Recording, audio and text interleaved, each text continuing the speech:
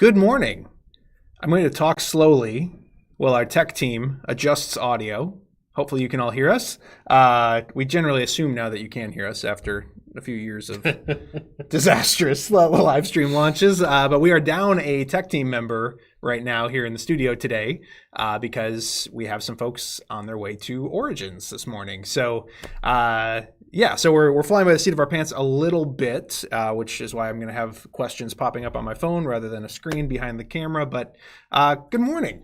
Good morning. I'm not hearing any issues from our tech team, so I'm assuming telling us to mime everything, so right. I think we're good. I think everything's good. I am Josh Welgus. You know me as Gilly. And who are you? I am Logan Giannini, and you know me as Logan Giannini. Wow. I do have a Gearlock name. I've always wondered who that was. Yeah. And now... I know. It's nice to put a face to a name, isn't it? A face to a nickname, yeah. Oh, what? What's good? Oh, this is good. Okay. I think we are all set and rock and rolling, ready to go. Good morning. We are here today to answer questions that you may have about all the things, primarily Tanglewoods related. However, we're open to answering questions about everything. Any moment now, there will be an Elder Scrolls update dropping, and I believe Josh Carlson will be popping his head into this room. I believe that may have just happened. Oh, I saw a head. Did it just happen? There was a pop. Okay. And then it popped back out. The door shut. Okay, so I think the update. I believe the update just dropped. So we're gonna sit in silence for a few minutes while you all go read it. Right, exactly. But we do have the Deluxe Adventurer inventory for Elder Scrolls. We are finally ready to show this bad boy off. I will say this is a prototype. We are still making adjustments to this prototype, and one of the things that has taken forever to announce this thing is that we've been working with our manufacturer Gameland to try and get this thing just right. What this is... Like the porridge, just right. Yes, exactly. Excellent tie-in. Excellent tie-in. The Deluxe Adventure Inventory for the Elder Scrolls. So what this is it is a very, very classy, snappy, space-saving way to hold all of the cards for your adventurer in the Elder Scrolls. So, okay, I'm going to open it up and show it here. Right there. Okay. Yeah. So you can see it's got a bonded leather outer cover, so the exact same material that our bonded leather dice trays are made of, basically. And inside you can slot with the window your race card, and I'm gonna try to open it, show it like that. Your race card slots in here, and then on the inside we've got a place to hold all of your items. And some of the things we're still adjusting. These don't turn quite as well as we'd like to, so we're extending this thing a little bit to make these pages easier to turn. But there's room for all of your items. Yeah, sorry, I'll try to hold it down. Oh, you're going to hold it down. Okay, beautiful. So you've got a place to hold all your items that you collect along the way. There is sheets here for your skill lines so that you can easily reference everything. And you can read all about it more in the update, and then on the back window there is a place, and right now this is a prototype. We don't have the back side of the class card here, but you've got your class card in the back. So that is the Deluxe Adventure Inventory. We are offering these. These are not a super profitable item for us. We are offering them at a steep discount during the Pledge Manager only. You can buy it alone, a single in green, as seen here, for $12. They're normally going to be $20 if you buy them individually, or you can buy a 4-pack, which comes in 4 colors, red, blue, brown, and this green that you see here, for $40 during the Pledge Manager. They are going to be $60 after the Pledge Manager. So I'll hold it up again. I didn't even know those numbers. I'm shocked by how cheap it is. Yeah. It's like I'm going to get 2 sets. So we're basically we're trying to be hyper aggressive on these, both as a thank you to backers, but also we know that everybody everybody on the campaign is getting free shipping.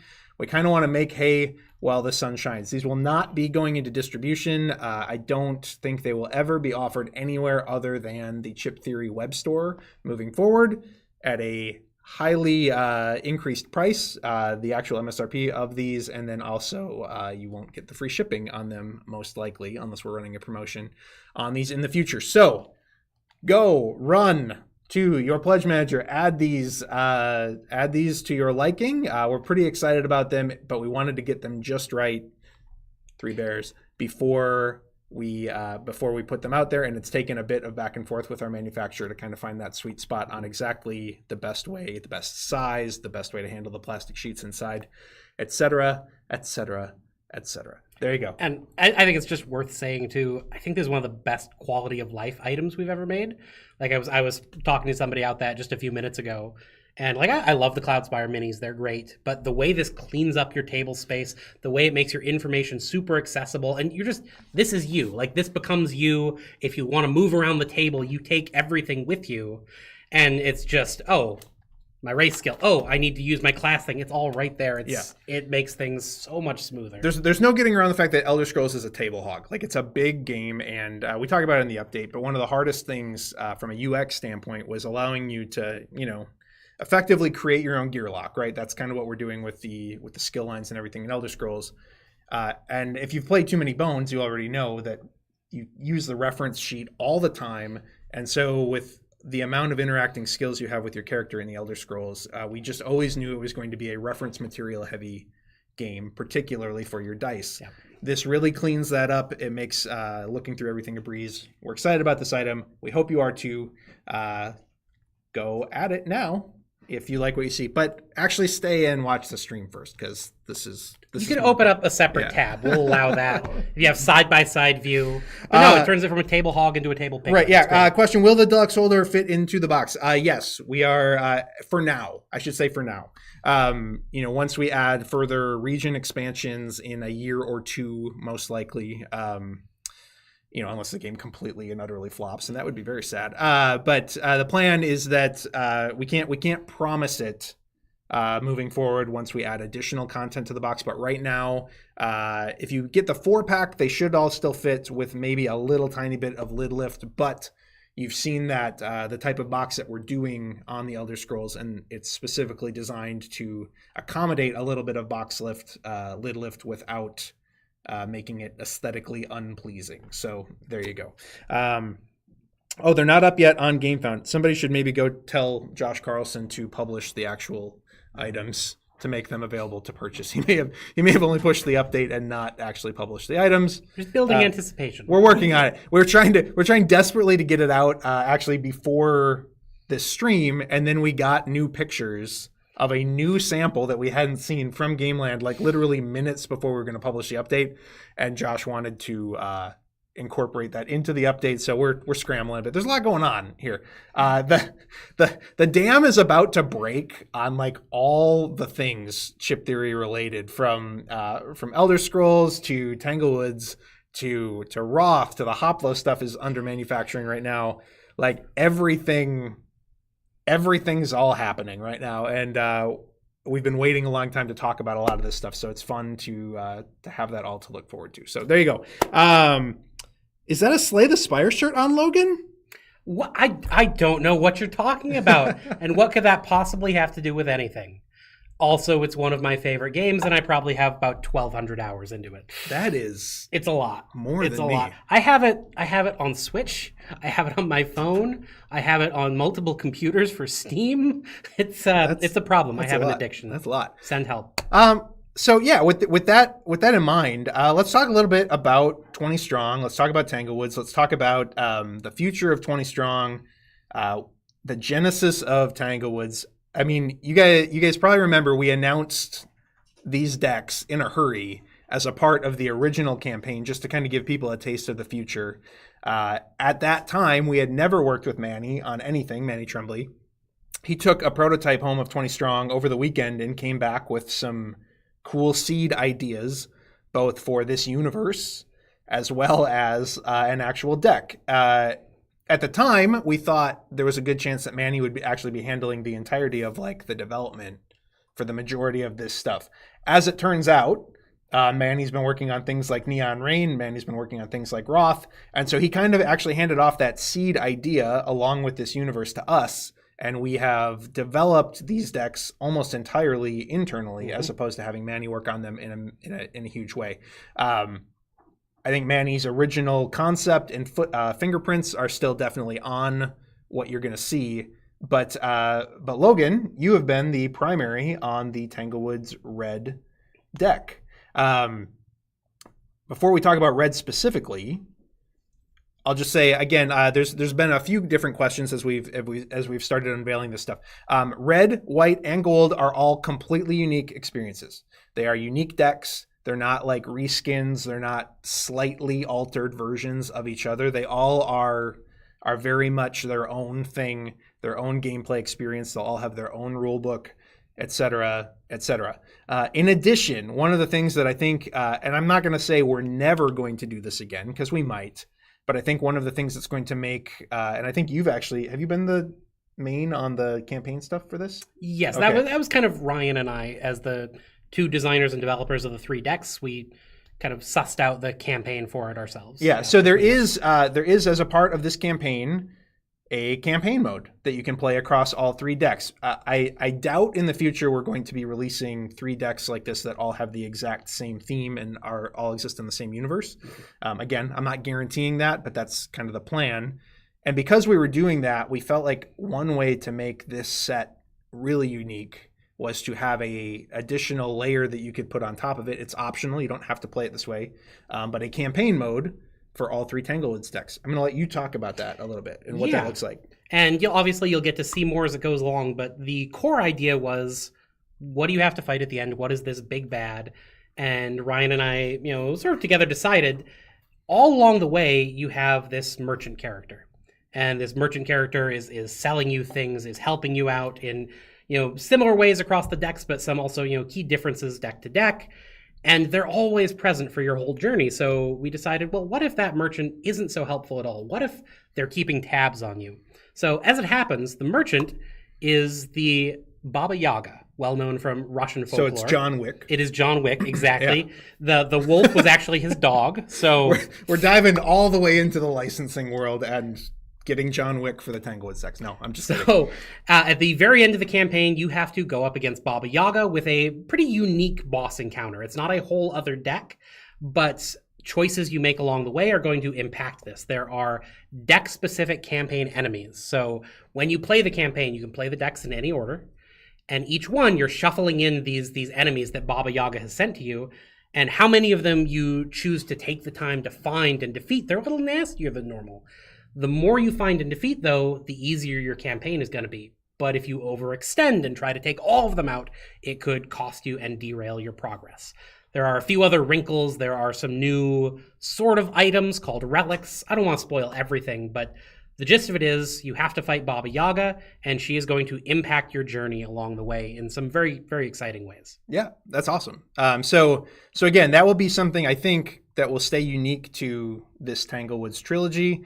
And again, it's a very unique feeling playing these decks compared to the original trilogy, and I think y'all are going to really, really love it. We have a couple other questions here that I'm going to read off my phone. Is there going to be a soundtrack released for when playing the game? I don't know if that's talking about Elder Scrolls or 20 Strong. I'm assuming it's probably talking about Elder Scrolls. Not officially. There's lots of music from the Elder Scrolls available on like Spotify and Apple Music, both from ESO, Elder Scrolls Online, which is again the world that our game is set in, as well as the other Elder Scrolls games. I would recommend just queuing that up. We are not developing specific music for it. I would never say never to that. There's been questions about maybe using the Foreteller app eventually, that kind of thing. But that's not in the cards right now, pun intended. And for Tanglewoods, just put on the Into the Woods soundtrack. You're good to go. There you go. Yeah, genius. And then other question, do any of you sleeve your cards? And if so, preferred brands?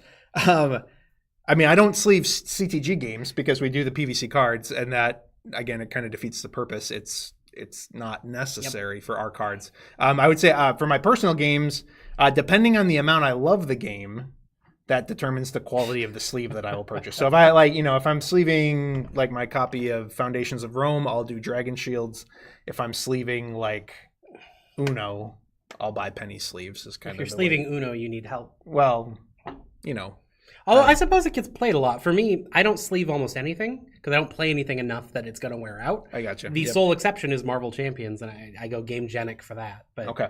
But yeah, by and large, Yeah, there you go. Okay, will the deluxe? Oh no, sorry, I already answered that question. It's still there. Okay. So just a question on the Elder Scrolls rules proofing. We mentioned a little bit in the update that we just put out, but thank you to all of you who read through the rules materials for the Elder Scrolls.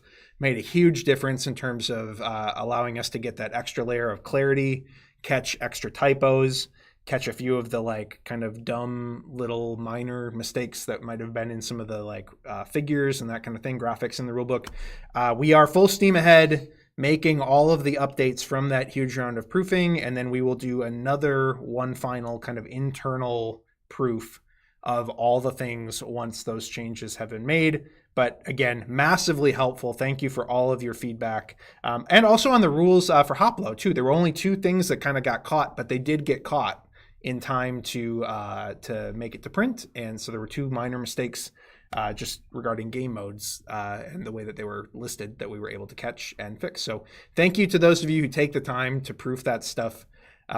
We go through so much proofing of all the things, and it's still just like your eyes start to glaze over, and it's like the more obvious the thing is, sometimes the harder it is to catch, as weird as that sounds, because you're not looking for the obvious stuff. You're like trying to really dig into it and find the detailed stuff. So we are, again, I think it's mentioned in the update that we just put out, but the gazetteers and everything are almost entirely approved from Bethesda. So we are going through the final stages of proofing on those.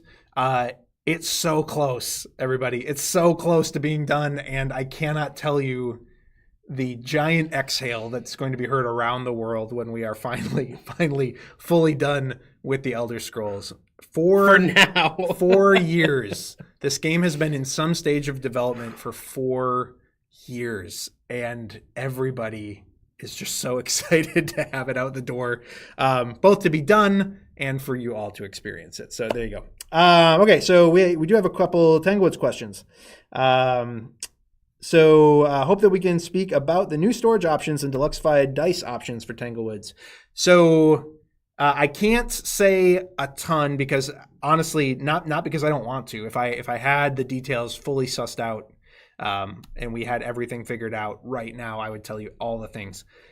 We are looking at offering a couple different storage options for 20 strong, not for Tanglewoods specifically, but for 20 strong. One will be a larger storage option with the thought process being not necessarily travel friendly, being more like shelf storage for your complete 20 strong set. That's a hard thing to plan for because we don't know how many decks will eventually be released. I can say right now there are, including the original trilogy, including Tanglewoods, there are 12 in some stage of development. Now that could be like the ideation stage all the way to like the fully playable stage. So that's a wide gamut with those other 6. That includes the Cloudspire deck that we've already announced and some other just secret-y things that we can't talk about yet. But that's right now, and that takes us all the way through like the end of 2025. And that would be assuming everything hits its release target, which, as you know, isn't always the case. So how many decks do we plan for? Seems like it'd be cute to offer 20, but that's not, again, like we haven't decided that yet. And we're also not committing to ending 20 strong after 20 decks necessarily. We're also not committing to offering more than 12. It's just kind of, that's one of those things that we're trying to toss around and find the sweet spot. So there will be a larger storage option. And then we are also looking at more travel-friendly storage options that are a little bit more durable, that might allow you to bring anywhere from 1 to 3 decks, a Tanglewoods trilogy, for example, on the road with you in a backpack, that kind of thing. And again, if you've seen things like Game Genic deck boxes, that kind of thing, it's going to be in that vein. That's the style that we're looking at. And we've got a couple different directions we could still take it, and we haven't firmly locked in on anything yet. But yes, storage options for 20 strong will be available on the Tanglewoods campaign. And again, there will be some There will be at least 2 things that you can purchase is kind of the goal, kind of the idea. So if you only want a travel solution, you can buy that. If you're looking for the big storage, we will be doing our best to plan for what we can offer in that regard. Question on and then the dice. So I can say with confidence there is going to be a alloy dice set on the campaign, and it will be in line with, in terms of iconography, it'll be in line with the original 20 strong dice. But they will not. I can also tell you we are manufacturing Tanglewoods and all of this new stuff. And future print runs of even the original 20 strong will be done through Gameland, not through Hope's Games. We want to do a full U-turn and course correction on all of the manufacturing controversy that came with the original 20 strong decks. That doesn't mean we don't think Hope's could have turned it around. I mean, they manufacture Gloomhaven, I believe, so like they know what they're doing. We just wanted to send a clear signal to backers, like, hey, we don't even want to mess with it again. Like we're going a different direction. We want to go with our longest term partner, which is Gameland. They're manufacturing Elder Scrolls. They've done Too Many Bones, Cloudspire, etc. And I don't know, Centro, do we have where should I put these here? Is that, there we go. So this is a set of prototype dice that Gameland sent us. It's probably not going to come through real great on camera. They look really good. Okay. But they actually have a slightly different, like, glittery finish. They're beautiful. Like, they're really, really, really beautiful. And they do not smell. just to be point blank, they don't smell. They look great. I'm going to try to kind of get these. They're and again, these are prototype. They're not final. But this was a sample set that Gameland sent us basically to, like, prove their capability with the project. So, the Tanglewoods dice that come in the new core set. So there will be a new core set on Tanglewoods that will feature Tanglewoods Red, which you're going to see in just a few minutes from a gameplay perspective. They will also have slightly different iconography. They'll have little like vine accents that will tie them directly to Tanglewoods. They'll still work with the old decks as well. It's not going to be some radical departure. And we are planning on a slightly different chip and a slightly different chip holder to go in this core set. Again, that all kind of goes with Tanglewoods. Now, that said, if you do not mind the dice that you got with the original 20 strong, and you do not mind your chip encounter, and you just want to keep on rolling, you can also buy all of the new decks and the campaign expansion separately. We're not going to force you into a new core set. We just kind of figure every time we release a trilogy, every time we release a new trilogy of decks, we will likely offer a new core set to go along with it. And then as the old core sets sell out, we probably will not reprint those core sets. We'll just make the newest core set kind of the one that we're pushing for folks who want to get into the 20 strong system. That's the loose plan. That's the loose plan for all. Which isn't to say the original core will be gone. Like Solar Sentinels will still be available. Correct. Yes, and at that point, yeah, exactly. Right. Solar Sentinels will be available just as a separate deck. Eventually, Tanglewoods Red will just be available as a separate deck, et cetera, et cetera. So, any chance that we can order replacement sets of dice for the first trilogy? Again, really what we would say is like just order the new core set. That's actually going to be cheaper. You're going to get a new counter, a new chip, a new set of dice, and that would you'll actually get that stuff cheaper than if we offered dice separately. We'd probably have to charge more than like whatever. It'll be around $10. Plus you get Tanglewood Red, which is awesome. It's kind of the same thing. Same thing. And it allows us to not have a whole bunch of extra SKUs and that kind of thing. Okay. How long, Logan, does it take? 100. To play? Oh, wow. Yeah. Okay. How long does it take to play through the whole campaign for Tanglewoods? If you were to play through all 3 decks with the campaign attached. 100 was about... No, I'm just kidding. It depends on your familiarity with the core decks. If you dive right in, if you say, oh, I've played these each once and now I'm going to play the campaign version, it's going to take you a little while. Mm-hmm. Like, these are very thinky decks. Like, all of them have a lot of interaction. There's just a lot more to kind of take in at one time than the previous cycle of decks. So overall, I would say these tend a little longer on average than the first trilogy of decks. So I would say if you're really comfortable with them all, whole campaign 2.5, 3 hours, like averaging about an hour per deck with a snack break in between. Okay. If you're unfamiliar though and you take them on too early, it's going to be longer porridge. than that. So yeah, get a little porridge. Make sure it's not too hot yet though. Yeah. Yeah. I would say somewhere in the 2.5 to 3 hour range when your familiarity gets high. Okay. Any word on trove chest shipping? The container has landed. We're just waiting for it to make its way to us. So it will be, I would say it's imminent. And they ship fast because we ship them in the same box they arrive in because it's padded and has foam corners and that kind of thing. So those are coming soon.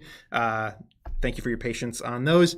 Everything, if you're not aware, containers are taking an extra 2 weeks to get anywhere right now because ships need to avoid the Red Sea due to some piracy that is attached to some of the conflict in Gaza and Israel and all that kind of stuff. So yeah, containers are taking a little bit longer than they normally would right now due to the routes that ships are needing to take. So that is the reason that they've taken a little bit longer than we had maybe hoped at the beginning. But the ship has landed. We're just waiting to get them, and that should be soon. Yep. Okay.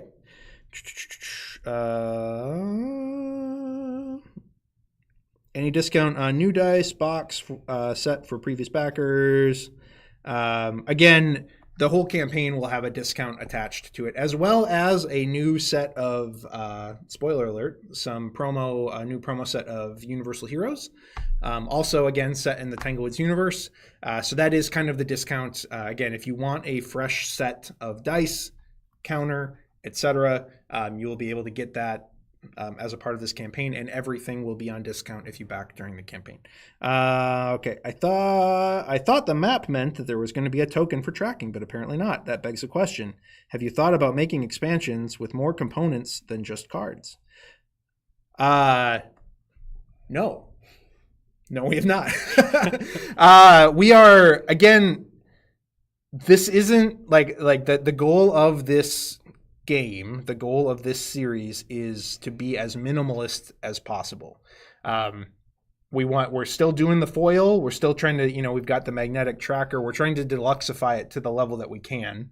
We're doing an insane amount of art for every deck and trying to really lean into the uniqueness of that. But the goal of this series is to be the antithesis of the Elder Scrolls, essentially. Whereas a product like the Elder Scrolls, where we threw the absolute kitchen sink at it in every single regard, Tanglewoods, we are 20 strong. We are trying to keep to a very measurable, approachable, expectable blueprint, both to offer kind of something for folks that don't want to spend $3 billion on a board game, but also just to level set expectations with anybody who buys a deck. So you'll see how we're handling the map movement here shortly when Logan teaches the game.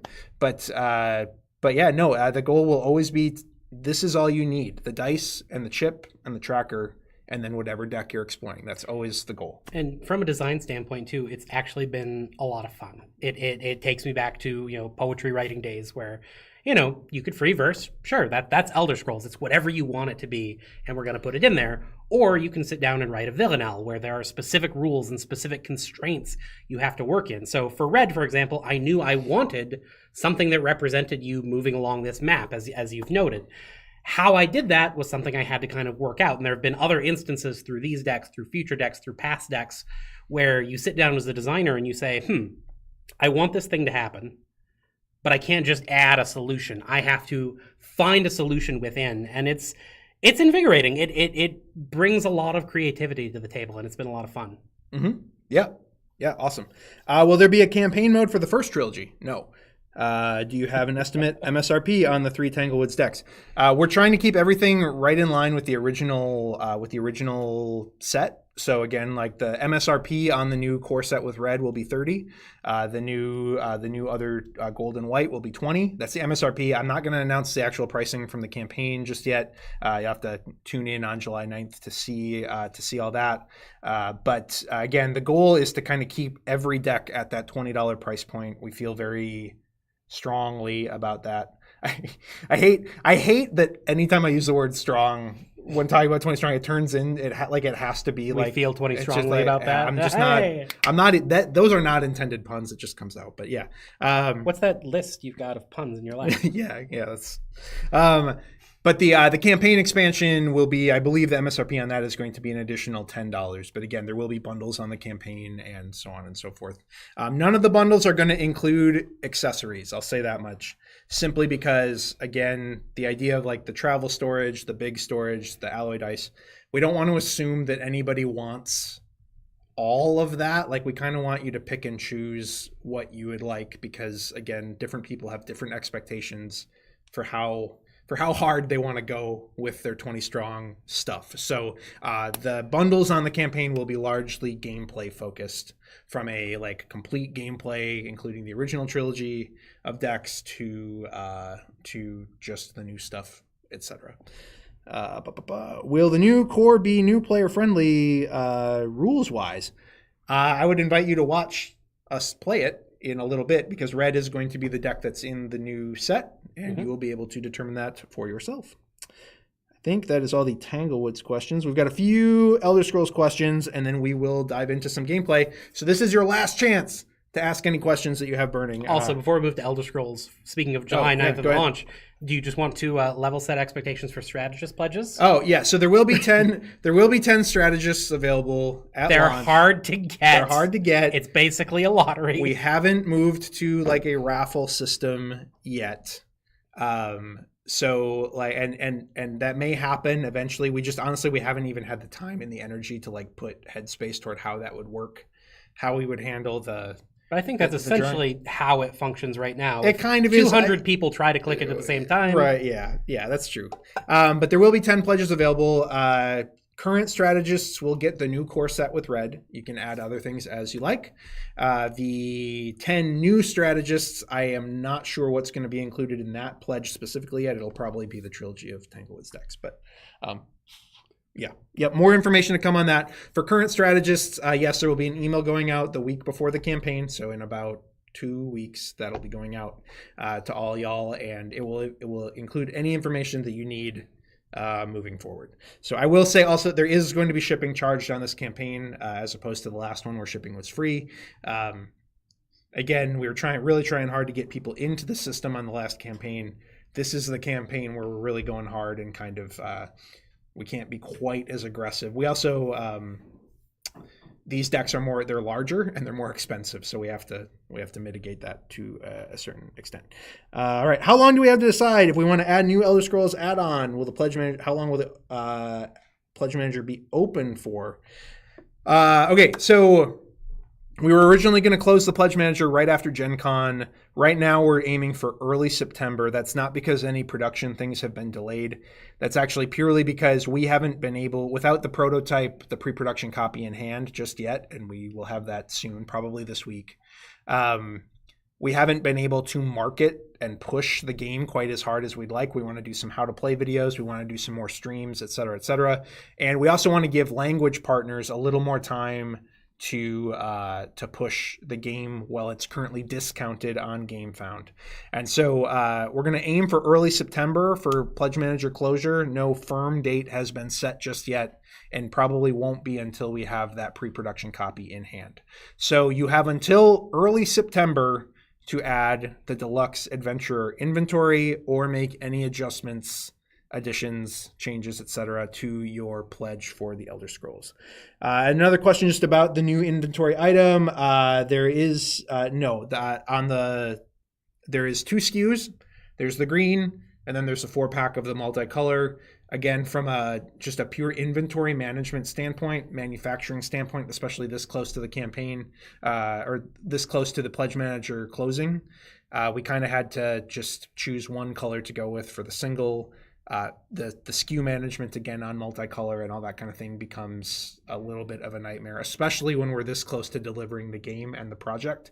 So we tried that's part of the reason also, just for the very, very aggressive pricing on the 4-pack, is just like, if you want the multicolors, the 4-pack is a massive bargain right now for what these are and what these offer. So I would just encourage you to go in that direction. I know it's a little more expensive than just buying 2 singles. I get it. But that's the answer to that question. And then when is the expected ship date for the Elder Scrolls? Again, we can't. And then also questions about the language editions. The language editions are going to vary dramatically because the teams that are working on those are different sizes and the languages are different complexity levels and so on and so forth. So we will be offering as detailed information on language editions as we can in future updates as we send all the final files off to our translation partners. They've been working on some of the stuff already, things like the chips, things like some of the PVC cards. They're waiting on the gazetteers because we're waiting for final approval on those, which, again, we said we mostly have now at this point. So that timeline is going to vary. The base English game is still on pace to ship this fall. I'm not going to offer any specific dates beyond it's on pace for this fall because, again, just as we get into the deeper depths of manufacturing, it can shift a little bit, a week here, a week there, and we haven't seen the pre-production copy yet. And so I just want to give us an opportunity to react to that just in case there's anything that's unexpected. We don't think there will be. We've been seeing tons of pictures. We have all the chips in hand. They look great. They're approved. We have all the dice in hand. They look great. They're approved. No issues there. There's still a handful of things that we're waiting to fully sign off on. And until we do, I'm just going to say it's still on schedule for this fall. I think we said October was the original delivery date. I think there's still a very, very, very, very high probability that it at least lands in October.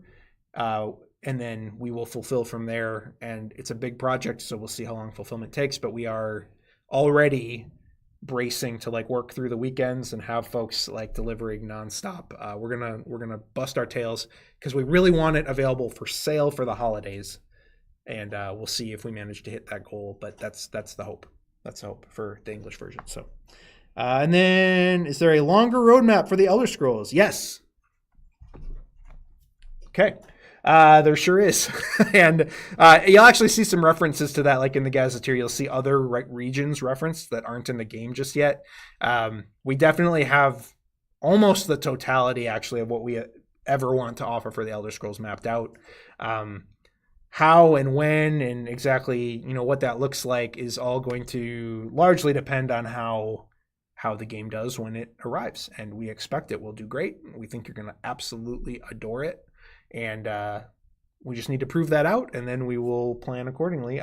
But I can say we already have some art in development for future Elder Scrolls expansions. So it's happening. But also, it will take you forever to get through all the content that is in this base box. So I don't think anybody's going to get this and be the day after it comes out, be like, ah, man, I can't wait for the next stuff. This is the biggest thing we've ever made. And frankly, it's not close. So just enjoy what's in here because there's so much love and depth in this box. It's a game of permutations too, completely apart from how many different quests there are, and there's a lot of quests. The characters you play as, the items you get, the lines you choose, the direction you take on the map, the encounters you get, all means you have drastically different experiences every single time you play. Even if you're playing the same quest. Yeah. Which is why I love it when you get, a little playtester feedback. It's well, I had this combination, this exact class paired with this item that I found in this scenario did this incredibly OP thing. I love hearing that. I go, right, great. Yeah. That'll probably never happen again. So enjoy the heck out of it because it's awesome when it happens. This is not the type of thing where you mill the deck for the Raider armor for Pickett in TMB. There's 150 unique items in the Elder Scrolls. 150 unique items. And it's just the opportunities for emergent experiences and kind of crazy convergences of wild different layers bouncing off of each other is just it's huge. It's huge. So enjoy what's coming. Let's not think too much about the future. We just want to be done with this phase for now. Then we'll talk about the future. Burn cycle deck announcement for 20 Strong. Not yet. Can we expect Elder Scrolls in 20 Strong? We would love to do that. Full stop. We have not had any conversations with Bethesda about that yet. So again, everything we are doing is focused on getting this base game out the door. And as soon as that happens, we'll look to the future. We would love to do a 20 strong Elder Scrolls deck. We have some ideas for how it could work, but we don't have a license for it right now, just full stop. So that's where that's at. Again, are the deluxe adventure inventories exclusively for unsleeved cards? Yes. Frankly, yes. Again, they're PVC cards. They don't need to be sleeved. So we are not building in space for sleeves because 99.9% of chip theory players do not sleeve their chip theory games because they don't need to be, because they are PVC. Do you expect Hoplo and Elder Scrolls Fulfillment to end up overlapping? Hard to say until ships full of games are on the water. So Hoplo is a much smaller project than the Elder Scrolls and shouldn't take us too long to fulfill those. So it also has very few different permutations. It's pretty standard in terms of the amount of things that have been added by people, so it should go pretty quick, pretty fast. And then final question before I hand it off for some gameplay and for your first chance to see Tanglewoods Red. Last question, how's Roth coming along? It's coming along great. We expect to have some of the final sculpted tokens in hand very, very soon. I've kind of been hedging on putting out an update, waiting to see if we're going to get those to put in the update, because short of showing those, I don't have a whole lot to show you for Roth right now. It's moving forward in the background. We're starting some layout on all of the final things for it. In the meantime, we are play testing the stretch goal scenarios for it because they were true actual stretch goals. So none of that is really sexy to show. It's all very we have some spreadsheets we can show off. If you'd like to see some spreadsheets, we have those for you. So none of it's very sexy, but it's moving along, and we remain very excited about it. If I can get some tokens to show you, I would love to show those to you in an update. And I should know, I think, by tomorrow morning, because we'll be talking with our manufacturer tonight. Tuesday nights is generally when we meet with them over Skype. And so hopefully I'll have a little more to answer that question tomorrow, but I will at least put out a brief mini update this week saying basically what I just said. We're playtesting, we're starting to lay things out. Not a whole lot of fanciness to show you, but it's moving forward. So I think that is all of the questions. So we are going to take a 5 to 10 minute break real fast, and then I believe is it Santoro on camera? It's Carter. No, sorry, who? No, it's Santoro. Okay. So Logan and Santoro, Mr. Andrew Santoro, are going to show you Tanglewoods Red. We're going to teach it. Every card has art on it. And every art has card under it. Every art has card on it. These are not PVC cards. They don't have the foil, but outside of that, this is a fully dev complete version. Should we sleeve these? We probably should, actually. Of Tanglewoods Red. We're excited to show it off. Exclusive premiere, your first look. Stay tuned. We'll be back in 5 to 10 minutes. Thanks, everybody.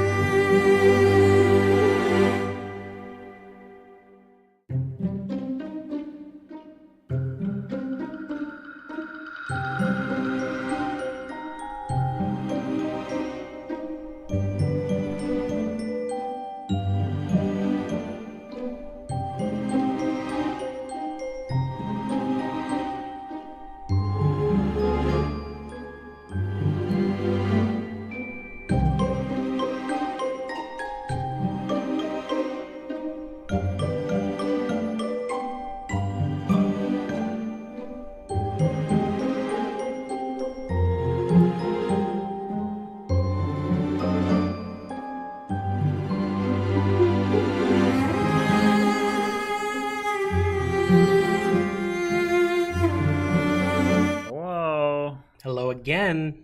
And to answer this question, something to the upcoming Cloudspire thing.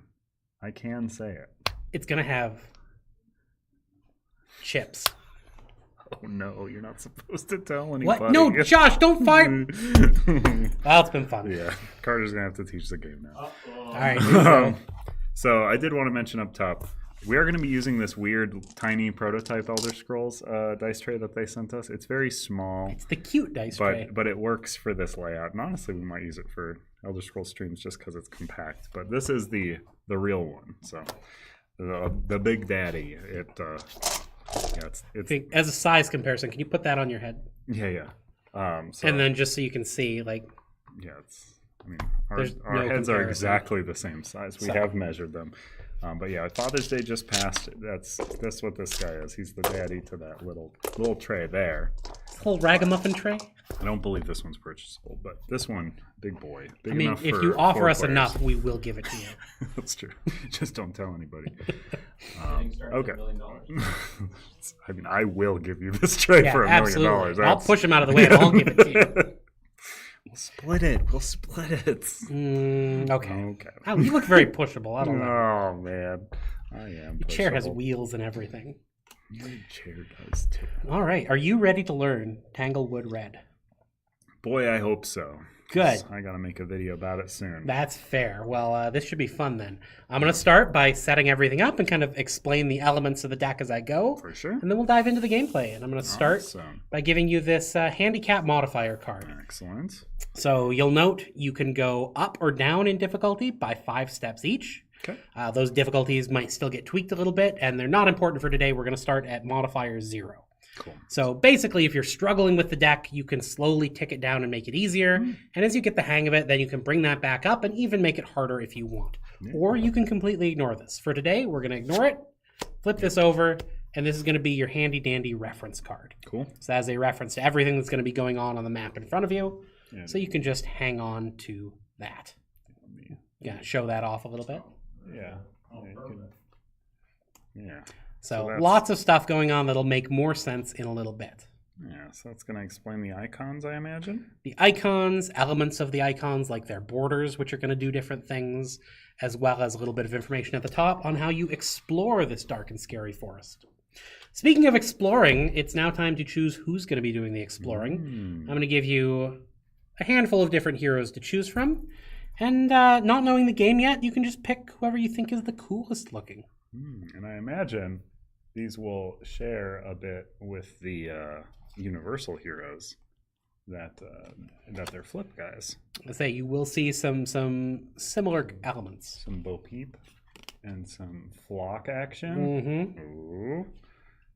Mad sheep, angry sheep. Piping Piper and Pied Piper. He's had a few too many. So he adds an enemy to all engagements. That sounds challenging. No, enemies are good in this game. You want more of them. really? You should pick him. I would love to see a 20 strong deck where more enemy good. That's my restaurateur 20 strong deck that I'm going to pitch, where you want More enemies patrons. good. No, they're still enemies. Yeah. If you've worked in food services, you know they are they're enemies. still enemies. After activating enemies, you may immediately defeat all non-bosses. Oh, Yeah, easy mode. so You he's- just defeat them. he's good at killing everything. There's but certainly then nothing he's else that's going to happen. Got it. Yeah. Anytime you take 2 or more damage, banish a die, reduce that damage to 1. And So it's the result worth is- noting that these heroes, unlike the Universal Promo Pack, I believe, you can typically choose which side you want to start the game on. Through the 3 decks, there may be 1 or 2 that dictate you have to start on this side, so watch out for that. But for the most part, these are a little more flexible, and you can choose. I'm going to choose this wizened old lady and her giant, All terrifying right. sheep. Bo The Peep. audience asks that you would show them to the up-close camera, even though the heroes you have not selected. The ones I have not selected. Yeah. Okay. Well, here's the one I have selected. So this is Bo Peep. And just as a note, there's We'll like flip into 80 plus cards the in this game, flock. so it'll be a 5-hour stream if we show you all of them. Just warning This you. is true. There are some duplicates. So, Little Red and Not So Little Red. The chewing gum. Yep. The Marquis de Carabas. Is that? Sure. I wasn't going to try and say it out loud, but more power to you. And Puss in Boots. Yes, they're very Gross. tight. If you've got that issue, you should go to the doctor. Thumbelina, who appears to be our universal hero because the little star there, and turns into Maya. We all knew that was her name, her real name. And then Piping Piper, I believe I showed this feller off, turns into the Pied Piper. So those are the ones we're not using. We are using Bo Peep, who has this big scary sheep. All right, Bo Peep. I So now think that you we're gonna have start on this selected side. your hero, you want to take a look and glance at this side, or are you feeling good? I know the other side. So the other side is Trample. If all 4 yellows are currently committed, their hits deal 3 times the damage. That's so much times the damage. It is. And yellows are really good at rolling criticals. and That's nothing true. else. Although you won't be starting with all your yellows, so maybe you do want to start with Bo That's Peep. That's a what I fair. was wondering. Okay. That's fair. And this one just says during each roll dice step for each purple or blue that misses, I get a gold. Get gold. And speaking of Don't know what gold, gold is. but it let's set sounds your cool. gold. So gold is what we use the dial for in this game. It is a currency, Cool. obviously. And at the start of the game, you are going to give yourself 20 gold Whoa. minus 1 for each stat. So your stats are 1, 3, 3 for 7. 20 minus 7, 13. You see how fast I did that? I'm so good at You're math. so smart. So good at math, and you can set your stats, and then we will continue to set up the game. You can continue. I shall. Yeah. So next up, we have the map cards. And for these map cards, there are 2 special ones. There is a start and a finish. So you want to find the start, which I have right on top here. Okay. And we're just going to set it. We'll set it right here where you're going to start your journey. And how do I know it's my start one? You know it's the start because no paths lead into it. It starts at this little house and all the paths move forward. Similarly, Just like my real your end house. card, nothing leads out of it. All the paths lead into it. So Just you're like going to my start job. here. You're going to end the game when you get here. Cool. All of the other map cards you have for your deck are in here, and we're not going to use them all. We are going to use 10 random ones, so the game is not incredibly long. So 1, 2, 3, 4, 5, 6, 7, 8, 9, 10. Shannon, We will set the the others math on aside. that is not true. I've mathed it. 9, They, 10. they I'm the best at rolling crits. no 2, 3. no. boom. That might be true. Professor Meg is the best at rolling crits. That is So we're just gonna set these over painfully here. obvious. She rolls them nonstop. But if a yellow hits, it is much more mathematically likely to hit a crit. No, because it's mathful. I like that. It's much more mathful. Because it's a 50-50 for yellow hits. But there's still just one crit on a yellow. What? Sacrilege. I know. Anyway, moving on. Yes. We now have the big bad wolf. If you want to show him off. That's me. Yeah. Well, our focus keeps changing. I'm sorry. I'm How's that tired. look? It's hard to keep my focus. Come on. How's this guy look? He looks scary. He Big looks and bad and regal. bespectacled. Does he have? Well, he's the boss. Okay. He's the boss. Yeah. And who, you might ask, is he the boss of? Why, these fine fellows. The Wolf Pack. So we've got Guzzle. Mm-hmm. Love that guy. He loves drinking green. Mm-hmm. Or guzzling it, if you will. Rowdy. Roddy. Mm-hmm. But not the Piper. He's Not a hero. the Piper. Yeah, he's a hero. Howlin' Rays. Over here. Prowl. The Prowler, the 80s slasher film. And then, of course, Growl, not to be confused with Roar, I suppose. I have nothing for Growl. But yeah, these are the Wolf Pack. Yes, this is the Wolf Pack. These are his arch hench wolves, if you will. Okay. So there are 5 of them. And you don't actually have to fight any of them if you don't want to. Oh, that's easy. But at the end of the game, so easy. when you fight the big bad wolf, each one of these who's left is going to turn into a special ability that makes the wolf nastier. Mm-hmm. So they all have powerful abilities, which you could look at if you wanted, but I'm not going to let you. Ha-ha. You have to go in blind. So the more of these you defeat, the easier the big bad wolf fight is going to be. Okay. But we're going to shuffle these up, and you're not going to know which ones you fight in what order as you go through the game. So we'll go ahead and set those up top there. And next up, we have our merchant and a whole deck full of sweet, sweet items. Like this axe, good for chopping things like wood or wolves. Okay. Or other things. You can clip your toenails if you're very bold. So we're going to shuffle these up, and these all have a normal side.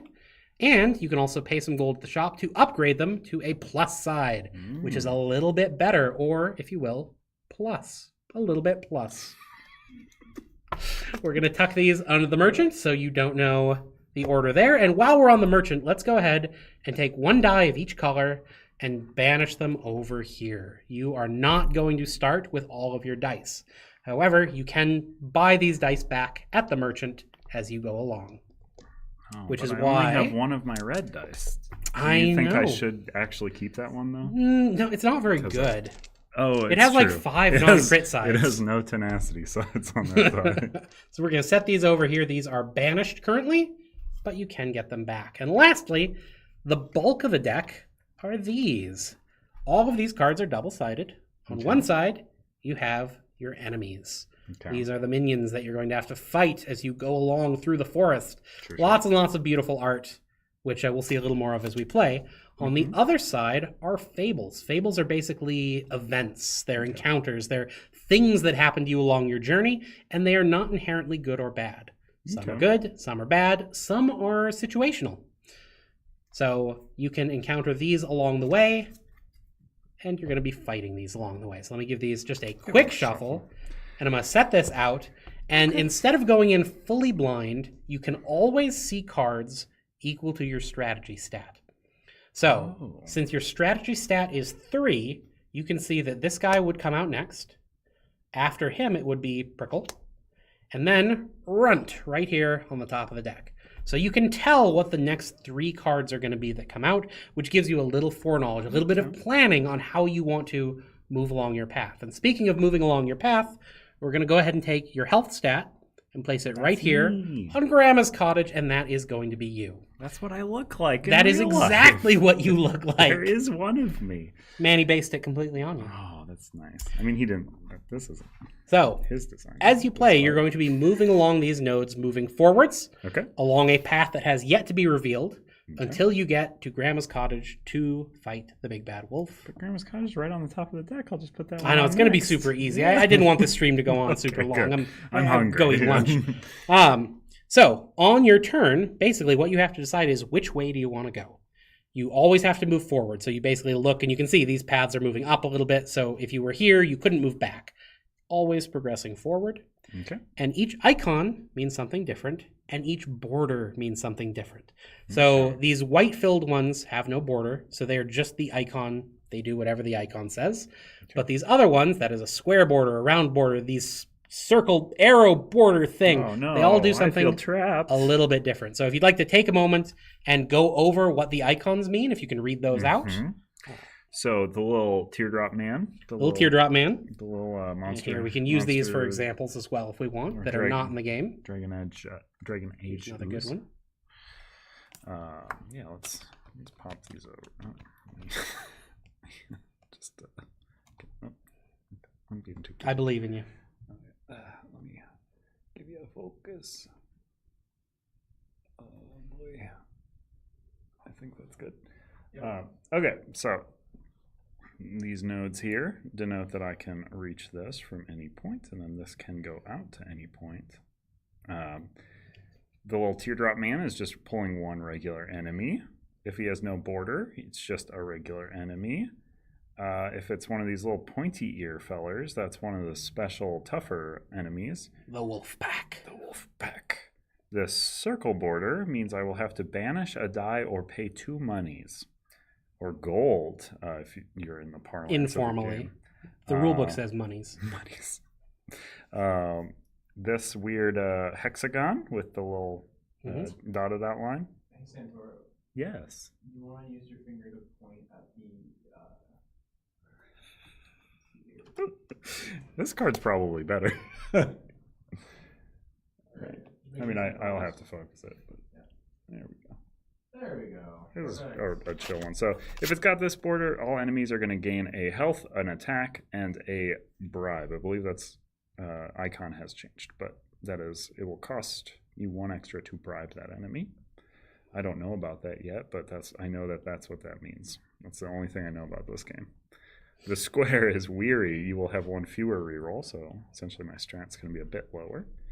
And the little arrows means that there's a trap. I'm going to have to roll a blue. On a miss, I flip the card to knight. And on a hit, I get to recover up to 2 dice. Ooh. Um, That means you got the cheese out of the trap without the trap closing. oh, I'm always trying that. Always trying it. Little house there is the start and the end. A campfire is going to give me +1 to my strategy or recovery, or give me 2 health, whichever one I prefer. And then if I land on a book, I get to draw and resolve a fable. Indeed.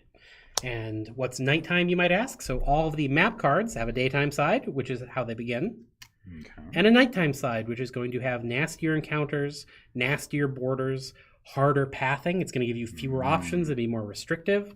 So you want to watch out for that. Yeah. That's when the spooky, scary skeletons come out. Exactly. Would you say this is a little bit inspired by Slay the Spire? Such as So- the t-shirt that you're currently wearing? I would say the visuals, the visuals of this map are very Slay the Spire. The actual gameplay, not so much, but the map and how you move, very much so. Legally speaking, no, not at all. As far as the maps go, Yes. at the start of your turn, you can explore, and that's detailed on the top of this card, but I'll talk you through it. Okay. If you want to explore, you're going to choose and commit up to 3 dice of blue and or yellow. So any combination of those you want, up to 3. You're then going to roll them one by one. So you don't roll them all at once, you roll them one at a time. The ordering is important Okay. because each time one of those rolls a hit, you're going to add the next daytime card to your Okay. path. If it rolls a miss, you're going to take the next card, flip it to nighttime, and add it to your path. Okay. And if it rolls a crit, you get a daytime card and you get 1 gold. Okay. So you don't have to do that. You can simply move ahead. But then when you step off, you're going to reveal a nighttime card, and you're not going to have Oh, you don't get any the option. foreknowledge about where you're going. And when I explore, are those dice exhausted? Those dice are indeed exhausted. Oh. But when you explore, it allows you to visit the merchant, and the merchant will show you items for purchase equal to the number of dice you committed. So if you explore with 1 die, you go to the merchant, and they'll only show you 1 item. And is there a limit on how many dice I can select? I think you said it. I did, up to 3. 3 in any combo. Any combo of yellow and blue. Okay. So, diving in, do you have any questions? Or would you like to decide where to go first? I think I'm gonna go straight ahead. All right, and lucky you have a nasty minion right at the front of the queue. Yeah, and I will have to. So the modifier there, banish a die or pay 2 monies. Mm-hmm. Does that resolve before my fight? Currently, you're going to go in, you're going to resolve this modifier, because sometimes they'll add minions to the fight. Then you will resolve your fight, or the icon itself. Let's see. I think I'm just going to pay 2 money. Banishing dice this early feels hard. But maybe I'm wrong. Down to 11. I have 1 health. Did You know do this about have me? 1 health. In my defense, you chose Bo Mhm. Peep. I mean, she is an old lady, So- so I guess. You're going to deal out the minion. You're done dealing out all your minions, so we can slide this down. Not that it has a lot of bearing at the moment, but always good to know what's coming. So we have the Stundern, who has the Yes. special, who has 6 health, Yep. 3 attack, Beefy boy. 10 bribe. 10 bribe. So this little icon is the bribe icon.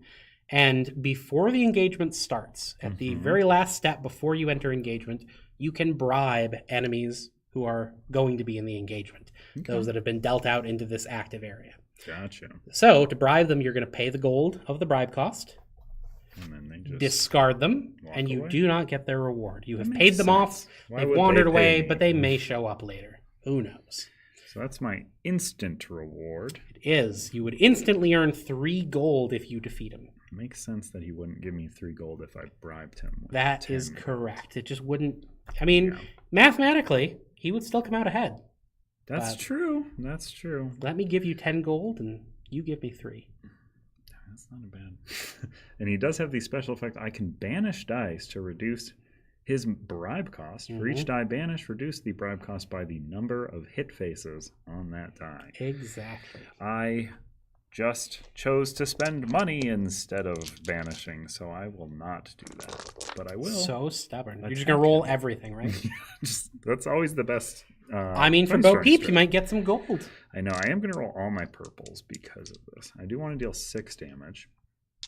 So I might actually just roll all my blues as well. Because misses are great. Gold, yeah. Well, I, I mean, you don't have to commit all those. You could throw a couple of crits on there and then that's keep going. very true. What was that about you not rolling crits, Sensora? Yeah. These aren't even yellows. So I'm going to place 2 crits and a single hit. And I am going to re-roll these. I want some misses. And now he's All misses. All misses. almost guaranteed. Wow. Okay. Spoiler alert, Bo Peep is terrible because these never roll misses. But if I roll 3 misses now, it's very It's bad. hilarious. You lose the game.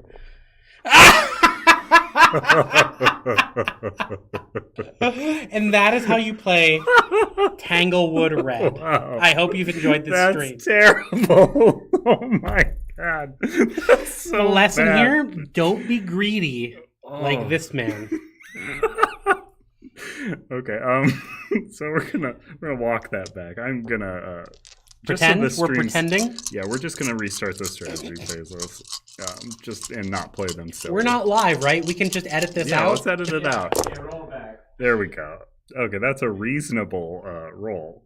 So I will play 1. I will gain 2 gold for my misses. Oh, so you're rolling it way back. You're not just going to defeat him with all those hits. You're giving yourself gold? Oh, okay. Wow, such a cheater. I can do the thing. It's fine. Yeah, I'll just have applied all my hits like a grown-up instead of the thing that I did. Okay, I gave 3 gold. Defeated. So, yes, technically, Boom. boom, dead. You gain your gold. Exhausto. And then Discardo. Recovero. I want a blue and 2 purples, I think. I can keep my dice pool here, I believe. And then my exhausted dice pool I can leave off camera. You want to put them above your character instead, Santora? I've There you go. been Go ahead asked and to turn put that. them above. That's a good idea. Okay, so those are my active dice pool, and then my exhausted is over here off camera. You don't need to see it. Okay. Would you like to explore, or would you like to just keep moving blindly along your path? You're pretty committed now to going up that middle path, but you could try and add a daytime card instead of automatically getting a nighttime card. So I have 14 money. It seems like a good time to hit the merchant. So I think I'm going to put 2 dice towards it. Okay. So you've The committed yellow- blue and a yellow. The yellow are the best at hitting crits. So Okay. that's where we're So gonna yellow first. dedicate. We That's got a miss. That's a miss. So we'll take the bottom card, flip it to nighttime. Huh. Yep. It's a good thing you can get away from that middle path, Yes. Yes. because correct. that would be a wolf pack enemy and 4 minions. Yes. This is also just to note. These are prototypes, so that I believe these lines are going to be more. Probably yes. Yeah, This more is. There's still a lot of graphics tweaks to happen. And now you have a blue die to roll. Come on, crit. That's just a Hey, rego hit. Take it. You get a daytime map card. All right. Oh, Yeah, no. 2 bad boys in there You get to visit the merchant without any extra enemies. with a couple of items available to you for More purchase. blighted effect. And here is the merchant if you want to read what the merchant can do for you. Let's pop. Yeah, there we go. The merchant for 2 monies, 2 gold, I can recover a die. For 3 gold, I can recover the weakest banished die. For 4 gold, I can upgrade an item in my inventory to its plus side. I can buy items for their listed cost, which is currently 3 and 4. And then I can sell items, discard an item in inventory, roll a blue, plus 1 gold for each hit, and plus 2 gold for each crit. There's a Roll fair all chance. blue in your dice pool. Got it. There's a fair chance the sell option will go away for space across the decks Oh, okay. because we're a little tight on the merchant cards and it's not heavily utilized. So I'll say, as much as I'm saying that I don't know how to play this game, I have played it, and I've never once used sell. So I don't think it would be the thing I'd be saddest to see go. Now, Logan, question. mm-hmm. Can you take each merchant action more than once? You can take any merchant actions as long as you have gold to pay for them. So you can do the same one a bunch of times, do each of them once, whatever you want. As long as you have gold, Baba Yaga will This is give you stuff. Awesome. yeah, and I currently have 5 banished dice. I can only buy the weakest ones. I am going to get my yellow because I do know. After you pay gold for any reason. Oh, so it flips right now as I buy my yellow dice. But now I can roll all 4 yellow dice. No, I can't because one's exhausted. But You could spend I could 2 gold recover it. to recover it. I am gonna purchase this Mimsy potion because I do feel like I'm going to be rolling those types of dice. Items. Oh yes. Put it above the dice. Oh yeah, I got one of them. Perfect. And what is the plus side on you? I don't even want that. I want the bad side. How convenient. I know, it is. So I can ignore all blighted effects, or blighted modifiers will minus a health. Interesting. Now, bear in mind, Mm-hmm. you know what enemies are coming up. So it is worth noting those in terms of deciding how much gold you want to carry with you going forward. Oh, that's Just very in true. case you want to bribe anything. So you can kind of look like here, you know, you're going to go to a Fable next. You don't know what's going to happen. Okay. From there, you could go face 1 minion, 4 minions and a boss, or a Fable. I probably don't want to face 4 minions and a boss. Well, if you had bribing Probably, gold, so yes. you could bribe him, and then face 2 minions, whatever's under him, and a boss, and then get a boss out of there. That's not a bad decision. I'm trying to kill him as many times as possible this stream. I've already got 1 down. That was I did that to myself. You can't take credit for that. I think But I I am didn't just stop going you. to. What am I going to now? I'm going to a book. Is there a recovery phase on There is Fable? not. There is not. It's not an engage. In the same way. Okay, I think I'm going to pay 2 to recover. Not just recover, not not gain a banished. But I like having my banished dice back as well. I think I'm okay. Discard that item, right? What happens to the one I did Yeah, not we'll choose? just chuck this over Yeah, here. throw it in a fire. The legacy version. So then we're on to next day. I'm still at 1 life. That is correct. You are still at 1 life. But look at that sweet, sweet campfire up there if you go up the middle. I only have to go up the middle to get to it. I mean, I'm working towards Nothing that horrible one would way happen. up there. So I have hit a Fable Ooh, so now with no border. Fables are drawn from the bottom of the deck.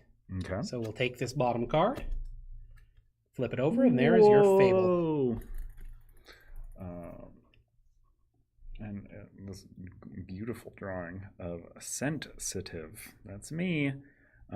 Set sensitive. I like that sensitive isn't the thing we went with this. We didn't do the pun. Set sensitive next to your hero. All enemies gain +1 bribe at any time you may. -1 to any 2 different stats to discard this. That's awful. That would be a bad Fable. That's a really bad Fable. My goodness. Okay, well, we ain't doing that anytime. Can I minus my health? Is that... Unfortunately not, Oh, unless no. it's higher than 1. These are not the PVC cards with the foil. This is a printed at a local place deck, just to show it off. This is likely what you will see on the campaign, but the final product will be PVC and pretty shiny. We just wanted to show this one with the art, but do not consider this the final product. All right. I have gotten a bad Fable that I'm very displeased with. Should I go? Are there good Fables? Yes, there are very good Fables. Because I could just go for another one. Flip this card tonight on hit or... Yeah, that's... That's going to be blighted. That's going to be a trap. Which could flip it to daytime, potentially. No. Traps don't work that way. that's not how that says. I know, and that won't be a trap eventually. Let me see. So I'll go there then. Because, yeah. No. Oh. It's not for my dice. Well, I just rolled. I see. It's a hit. I get to recover 2 dice. I'll allow it for now. Yeah, I love it. Okay, and then I have the... Also, worth noting, once you're off of here, we can just set this aside. We can make a little stack of these, Okay. and you can get your room back. A little bit upwards, please. Thank you. And I'll slide it down a little farther. Yeah, we don't want to see where I am. Santaro fell out of bounds. It's not about the where you are. It's about where you're going, right? Prickle. If Prickle is the only non-boss enemy, it gains +2 health and +1 attack. I don't like it. It costs 5 See, to you wouldn't have bribe. had to worry about that if you'd gone here where you would have had buddies. I would have only... Yeah, that's definitely the better way to deal with this. Recovery stat is how many dice you get back at the end of an engagement. So right now I will be getting 3 dice back, but I will likely be contributing more. I could go to the middle diamond guy, yes. You always move forward, you cannot move back. I can go to the book or the middle feller after this. But I can't go to this campfire from anywhere but this feller. So I'm not going to go to the campfire. You want to pick up the card and show it up close to the camera? No. Kind of see the lines a little bit. Let me give this a little tweak. Is that good? A little foggy. more for the... Oh boy, this is... There we go. Yeah. So I'm currently here. My paths would be over to here or up here. From here, I could go to any 3. From here, I could only go up or up. That is how the lines work. You can only go up and forward. It's worth noting, if you want to show this one, ultimately the paths will work more like what's drawn here. They're going to get tweaked to be a little straighter, a little clearer. Yeah, this was probably much more indicative. Of what the final Except for maps the are gonna very look like. top of this, I guess. Is, Yeah, and those will change. I mean, yeah, the middle section. Just straight. Yep. All right.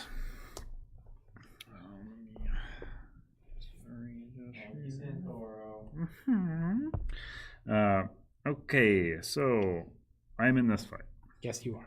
No, Unless you want to I bribe. think we ended it. Like You have exactly I 5 don't gold. remember being in it when I started talking. Pay him and, to go away and leave you alone. I'd be at 0. No, actually, Of course, I don't, he's gonna 'cause he has go +1. Tell all Right. his buddies how much gold you have, and then they're going to come harass you. So I mean, I actually can't afford to bribe him because he smells extra bad, I guess. Or you could -1 to each of those stats, get rid of that, and bribe him. This fable's rough, man. No, he has 5 health. I am gonna roll all my yellows. I'm gonna trample him. I'm gonna try at least. Makes sense.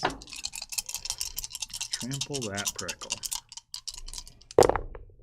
That's a crit that. Deals 6 damage. Yeah, baby. Smush. See, it only rolls crits. So that's the science. Santoro, why did you deal 6 damage? I have dealt a lot of damage because the flock triples damage dealt by yellow dice. If you roll all 4 of the yellow dice. And I only have to flip back from it if I have defeated a Wolfpack enemy. So that guy is dead, so I get 3 monies from him. Thank you, sir. Thank you. Discard him. I will recover 3 yellow dice in my journey to roll 4 yellow dice again.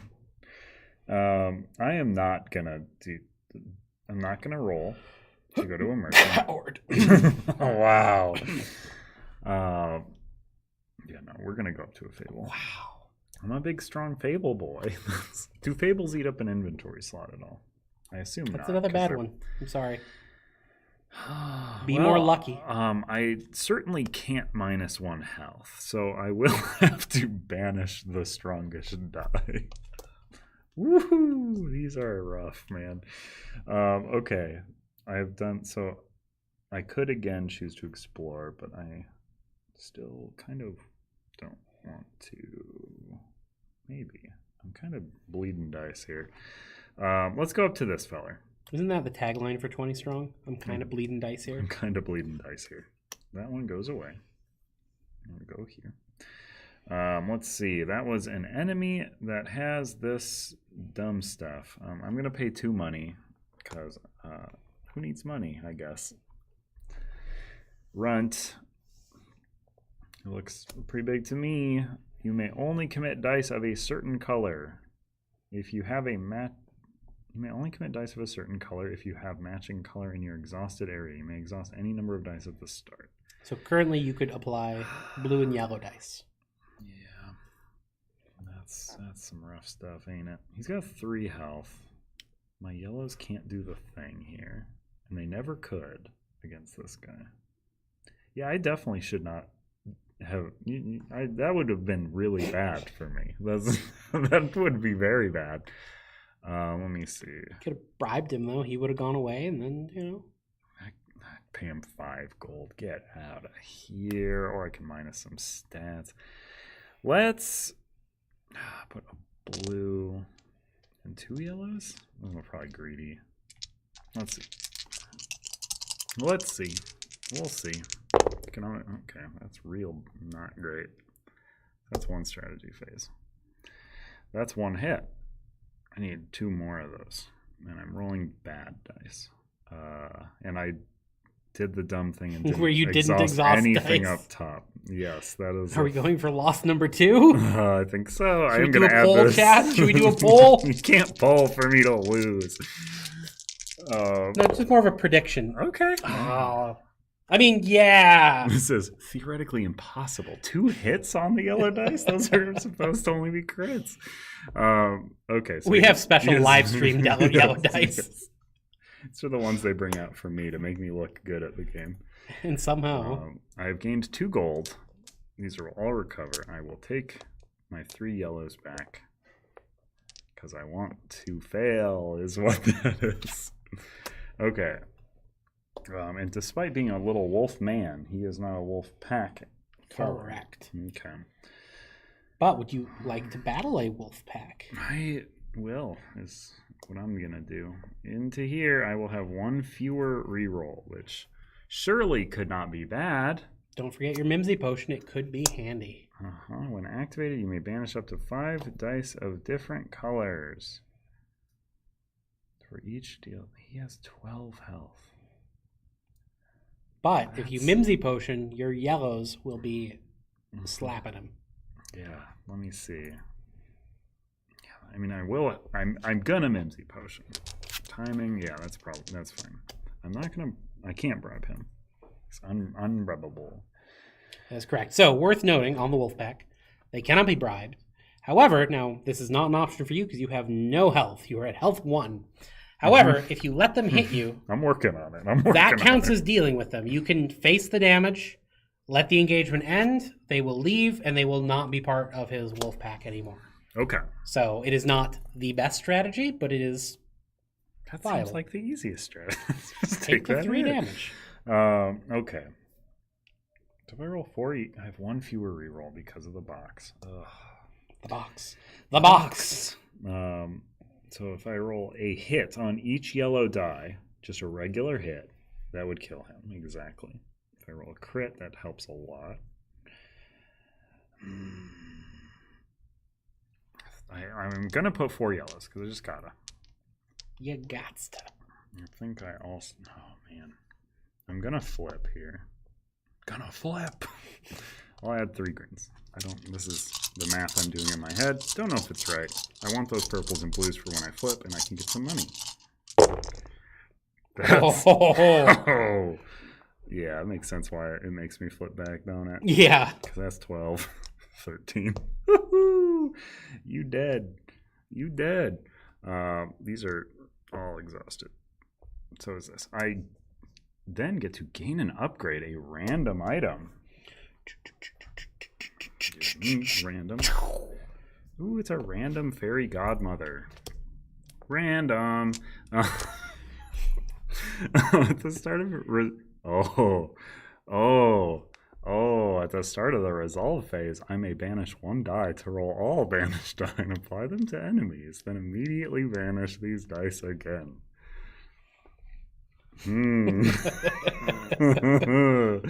That's a spicy meatball. I will get my... Oh, I'm going to flip here. I just defeated, so I flip. Okay.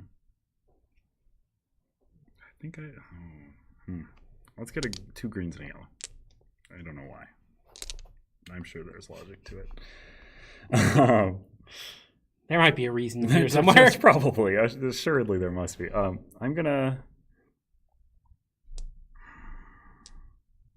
spend a blue. Mm-hmm. And I'm just going to spend 1. You're exploring, I assume? Yes, this is an All right, explorer. we are exploring. weird. That counts. Yeah, That's a hit. It's a hit. I'll take it. I'll take it. Sick. You get to visit the merchant. Show me Who will show one you item. One item. Well, when on a nighttime node, my yellow hit steal +2 damage. Chris, that's exactly 8 gold that I have. Yes, please. I'm just loving the visual of your sheep with an axe. Mm-hmm. I mean, that sheep in this image, that sheep can carry an axe, man. That's a peep, not a sheep. Yeah. I'll restart. Someone just came in, so we got to restart. Reset everything. It's all right. He's already been cheating a bunch. So. Yeah. I've been sheeping a bunch. So I'm down one of these guys. How many total are there that I'm... Of the wolf pack? Yes. There are 5. Okay. There are always 5. Modifiers could change that. Okay. Up to here. That's my only option, but also... I, of course, want to. So at this fire, I could bump up one of these by 1, but I think I desperately don't want to be at 1 health any longer. It's a very scary place to be. As I have 0 gold, I probably shouldn't spend... Oh, no. Oh, I've spent gold. Oh, I actually kind of didn't want that at all. Huh. Well, okay. You want to give back the axe? No, I want the axe. I do. Lob it into the woods? Like, nope, I didn't find this. I didn't find it. Wipe your also, prints off first. Here's my money back. The gold just comes flying back out of the woods at you. Oh my god. Up here to a blighted path. So this enemy's going to have +2 bribe. I have not been looking ahead at all. If you bribe funnel web, set it aside. Oh yeah, it's just going to keep making me fight it, so that's true. Okay. And I see I have got Brian, yep. And Porcupine. Let's see. So this is gonna have +1 health, +1 attack. I don't like it. So it's got 8 health. Oh boy. And I'm not on a nighttime path. I can do the dumb thing. It's the start of the resolve phase.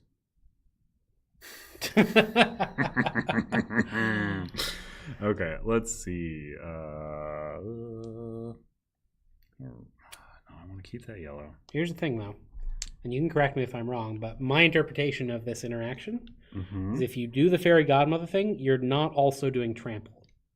That's true. I don't believe these are committed dice. They're applied. Yeah. No, that's fine. That's fine. Right, just making sure. If you want to go down that road.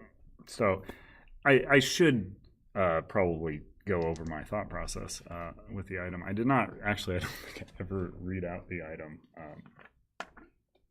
Let's see. So Fairy Godmother is my item that I got, and I got to upgrade it for free as a Wolfpack thing. It says, at the start of the resolve phase, you may banish 1 die to roll all banished die and apply them to enemies, then immediately banish these dice again. The merchant has 5 of my dice banished already. Also, the Woodsman's Axe is the other item I just picked up because it combos well with my flock. And it says, wow, I just cannot get it. While on a nighttime node, my yellow hit steal +2 damage, my crit steal +1 damage. So with my flock, that would plus and then multiply, and then we hit infinity forever to the moon with those hits. Okay, I'm going to put my greens in. Throw the revolver, my banish 1 die. That's just for many dice. Okay. 2 greens. Let's see what these 2 greens do. I've got 3 rolls. And resolve is before damage. Yeah. Okay. That's terrible. Okay. Sure. I'm going to roll these 2 green dice. Then we're going to see what we get. I've got 2 rerolls. So you're just going to... Oh, okay. Hey, that's 50% better. That is 50%. If you roll them both again, they've got to be both hits now. It's trending that way. That'd be infinitely better. Yeah, I think that's good. Yeah. The difference between 0 and 1.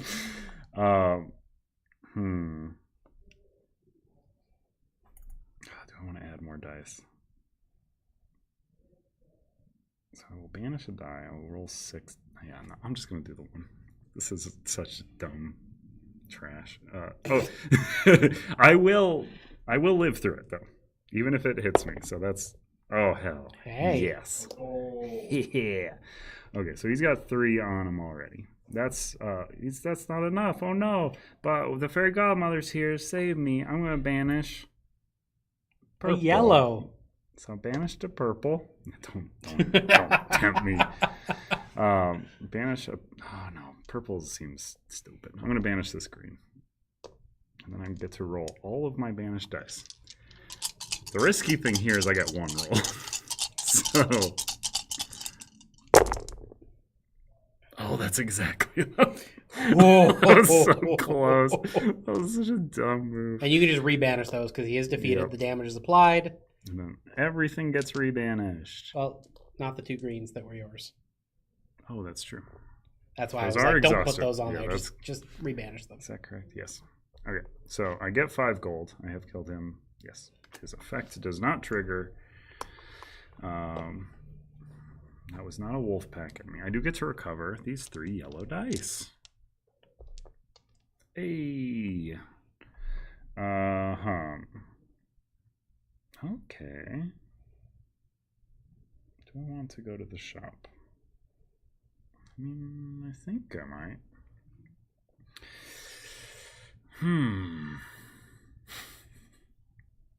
gonna put 1 dice towards going to the shop.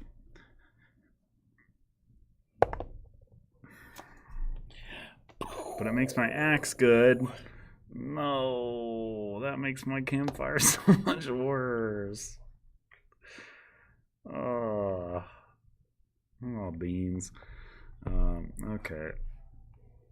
Well, let's go over here. We're gonna banish a die because we don't care about that anymore. Is it from anywhere? Banish any die. What does this side care about? The blues and purples? Yeah. Let's get rid of a green again. I mean, before you do that, did you want to go shop?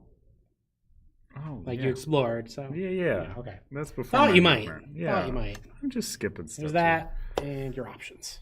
At the start of each engagement, I may discard a different item from my inventory to defeat a non-boss enemy. Oh. So I can melt an axe down and pour it on some dude. Game of Thrones style. Just like what happened. Start of each friend. Purples cannot be used. Purples cannot be used. Yeah, that's awful. Man, oh man. I'm thinking. I don't love this. I'm not gonna buy the smelting pot. And then I'm not gonna Get out of buy here, you smelting other pot. stuff. I don't think. No, Nothing? I'm not. I'm good. I ain't gonna hang on to that gold. Okay. Forest fire, a fire in the forest. Now you can banish that die. Yeah, I've been looking forward to it. Banish that green. Get out of here, stupid die. I just want to know how much the gameplay all-in is going to be for 20 Strong Tanglewoods. I don't know if we said that. Did No. Gilly say that? So Gilly mentioned the MSRP, but we don't know what the campaign discount is going to be fully yet. So we have not said what the price is going to be on the campaign. Not the exact It will price. be lower than it will be at MSRP. It should be expected to be in the ballpark of the previous campaign, all in gameplay. Yeah. Because you are getting a base game plus 2 more decks. So you're getting 3 decks and the dice and all the other stuff, most likely. So it should be within the ballpark of the last game. Off camera or off mic boy says you should expect in the range of last campaign, just to make sure. Blah, blah, blah. Okay, we're good to go.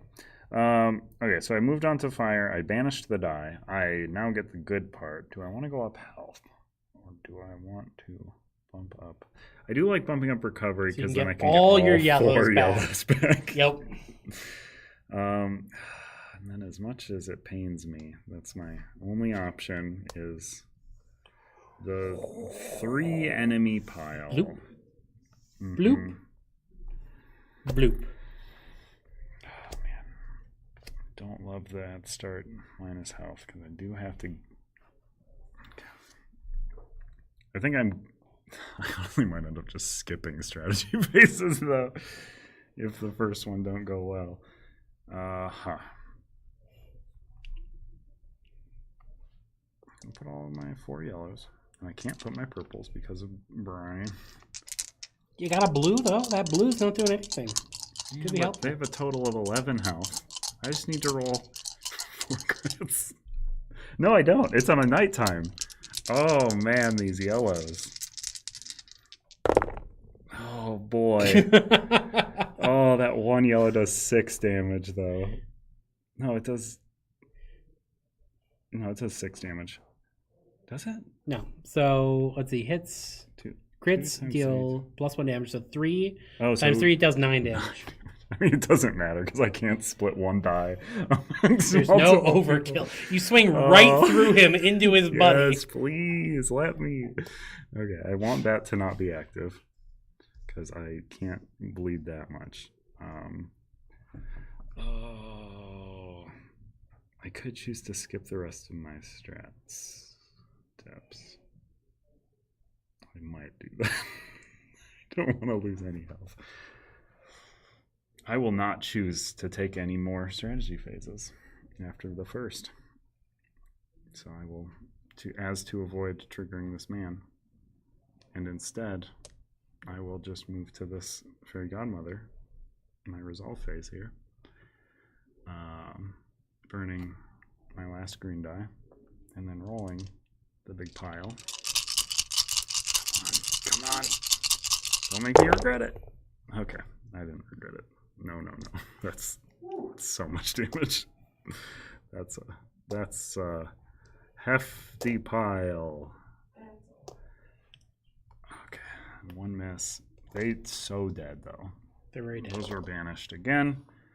This is exhausted. I recover my 4 yellows. I am down to 7 dice on my dice pool. Or no, 9. But I get a total of 12 gold. That's the stuff. Ooh, that's the stuff. Okay. I've done this. Oh, man. And I have to just go into another multi-enemy. That's rough. That's a rough one. Okay, into the... Oh, I could visit the shop. I have a lot of gold. I will burn gold if I don't. I won't be able to get all my rewards, I imagine. Rolling 1 blue. And it's a hit. Hey. Oh, what a nice patch. Nothing suspicious. Be a shame if you were to trigger that trap. Yeah, I don't want to do that. I get to look at 1 item in the shop. You do. And I get to...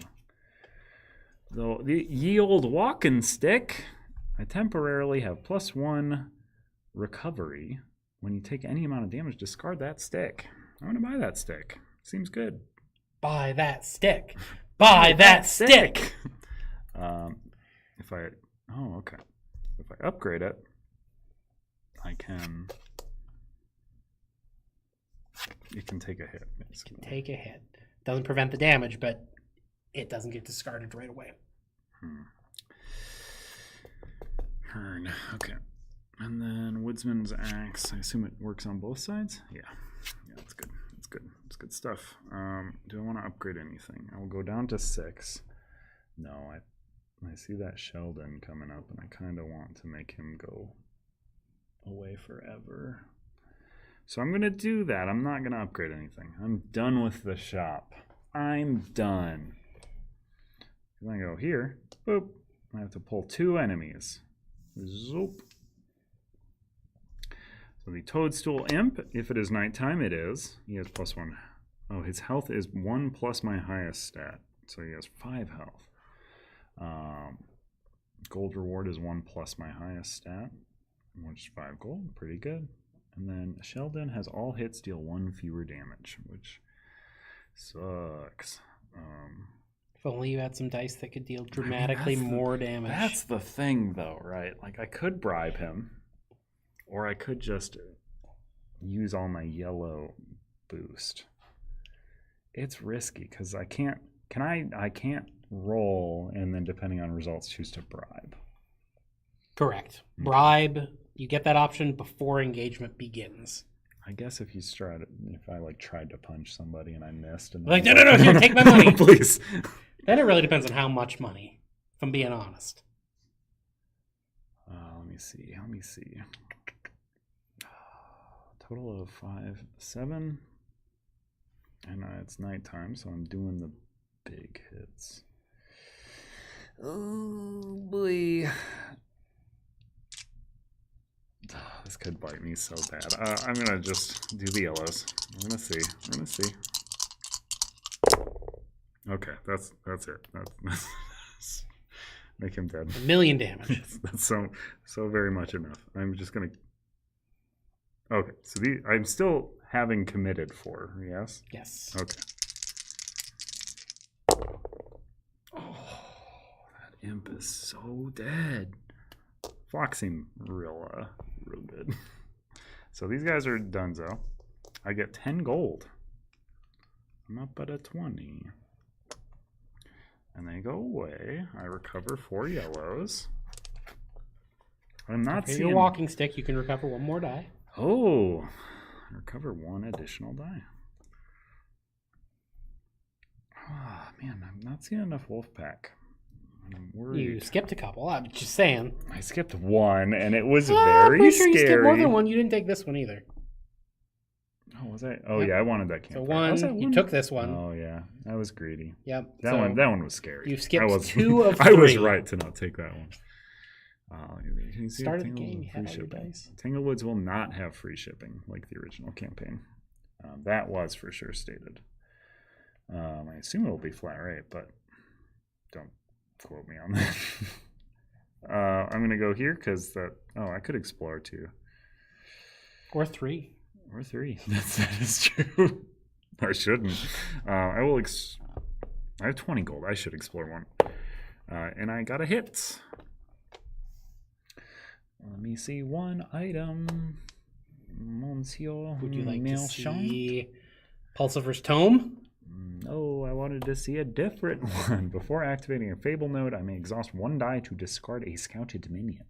That's kind of cool. And shoot some minions that I don't like. Dark Fairy seems quite nasty on the horizon there. In some situations. I could unbanish some die. It would be costly. I'm assuming you're skipping Pulsifer's Tome? I'm skipping it.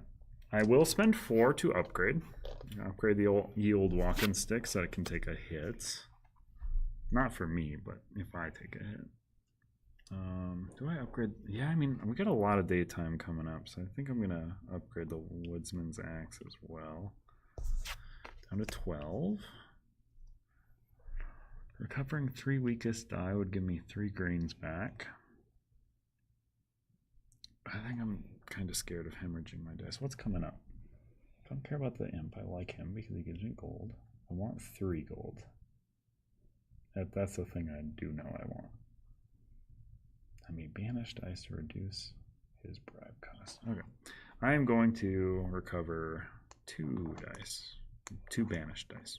So another 4? No, 6. Taking 2 back. Okay. That leaves me at 6 gold. And only 2 banished greens. Okay. So that was the Explorer. That was recovery. I'm going to move up to here now. Moving off. I can choose. Yeah. From where you are? Yeah, you can go to either of these. Oh, yeah, that's true. Okay. Kind of want to risk the middle one. I mean, you never know. There might be a wolf pack on the other side. Oh yeah, that's very true. Blue. That's a hit. Well, you get to recover a couple dice. Sorry. Boo. Right.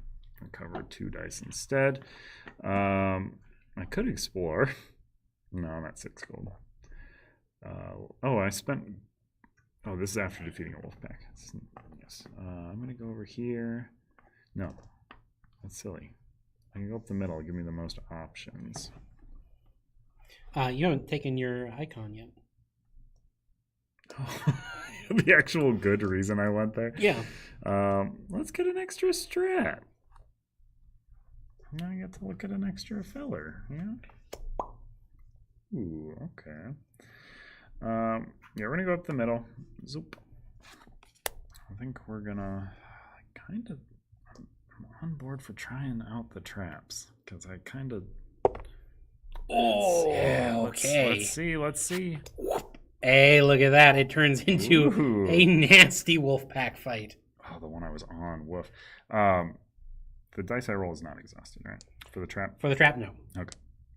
So, you were going to get 3, I believe. Woof. Okay. Plus. Yeah, that's not what I bargained for. Yeah, that. Rowdy. At the start of each engagement, +1 enemy. Oh, for each purple in my dice pool. Okay. Oh, okay. Non-boss enemies gain. Oh no. So he's just gonna. Ugh. Is he gonna plus enemies right now?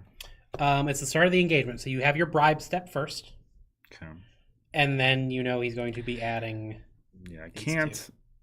I Luckily, can't though, burn any purple. Your lucky Brian isn't in there, Oh. keeping you from using those for any reason. I can't do anything with them before this is gonna trigger, though, right? I don't think so. No, because I can't pay. Oh, I could banish dice to reduce his bribe cost. I'm gonna banish 2 purple dice. He There you costs go. 0 to bribe now. Bribe him away. I guess, yeah. All right, fair enough. Yeah, and then I'll spend 3 to get rid of this dark fairy. I don't like that. I was hoping It's you not would good. forget about that No, and get no. there and No, no, no. swap, but So Dark Fairy Y was very scared of it. It has when engagement begins, immediately swap all active dice with all exhausted dice. I currently have 1 exhausted dice, and bribe happens before engagement starts. So start of engagement, +1 enemy for each purple and dice pool. I have none. what? I'm so smart. In one very specific way. This is often a bad thing I've done. And arguably, it's not good here either. So he has 5 health, 6. +1. Oh yeah, you're right. He has 3 attack. Woof. Okay, I can't take a hit from him. I can take a hit from Rowdy. But I kind of just want to try and mow him down with my big ol' axe. Why can't you take a hit from the toadstool imp? Oh, because he's doing 3 and I'm at 3. Why is he doing 3? Because you get +1 attack. Ah. Yeah. Also, both of my +1 things. health and +1 attack, so I bribed 2 guys, so yeah, 6. that actually cost me 2 more gold because of this stupid scent. I got this bad stink on me. So, okay, well, that die does. That die still does 9 damage. Well, it's 9. Boom. And well, let's just get the rerolls. Okay, there we go. And then I have to flip because I've defeated a wolf pack. And then I get a single use item. Oh boy, there's not a lot of those in this game. And then you get 5 gold. So I'm up to 6. My item limit has been reached. So I cannot gain further items. These are exhausted. I get to recover 5. I have a recovery of 4 +1 from my stick. My cool stick. And now my purples and blues gain me money. I don't have purples. Like any good adventurer, we get rid of all the good dice quickly. I am going to explore 1. So good. I get what for doing that? I get wrong deck. +1 money. What am I doing? And then I get to look at an item and see if I want to buy it. The magic ball. After each roll dice step, you may banish a committed and unapplied blue to set. Oh. A committed and unapplied blue. That's pretty good, honestly, with this yellow build, ain't it? Because we just want to flip back to the flock. Set any one, so that does not have to be a hit. After each roll dice, I mean, banish a committed unapplied. That's honestly the exact same on the other side to me. I'll have to banish to do it. Interesting. Is it better than the axe? No. It's certainly better than Rowdy currently. So I'm going to activate that item. Do the thing. I didn't recover that time. I'm going to spend 4 gold to buy the magic ball. And flip my thing because I spent gold. Back to the flock. Those heavy hitting sheep. Just trampling everything into base. Ball ram you. All right. Let me see. And I already revealed. Okay. So now I'm moving one direction possible. So up here. Boop. And that was going to be 1 blighted enemy. This fool who doesn't let me use my purples anyways, which I don't have. Gotcha. Okay. So, seems. If I want to use my magic, I don't think I need to use my magic die. My magic ball. Okay, maybe I do. You have 4 strategies. That's true. Well, You I got 2 more 2 strategy more. steps. There you Okay, go. Wow. When That's they, a dead when they line. happen, they happen. That's yeah. That's 27 deals. I mean, you're on daytime nodes, so no. I flipped the axe. Oh, deal supposed to. Oh, yeah, okay. That's a lot of damage. Recover 5. We got our engine going. Okay. How much gold do I get from Brian? None. Brian? You dropped it all when It's you not trampled true. it. You get 4 gold. Up to 7. Should I explore? I don't think I got to. I think I just want to go up to this fable because I'm kind of trying to. Oh man, I kind of want the bad sides now. Immediately reverse all explored cards in your path. Oh.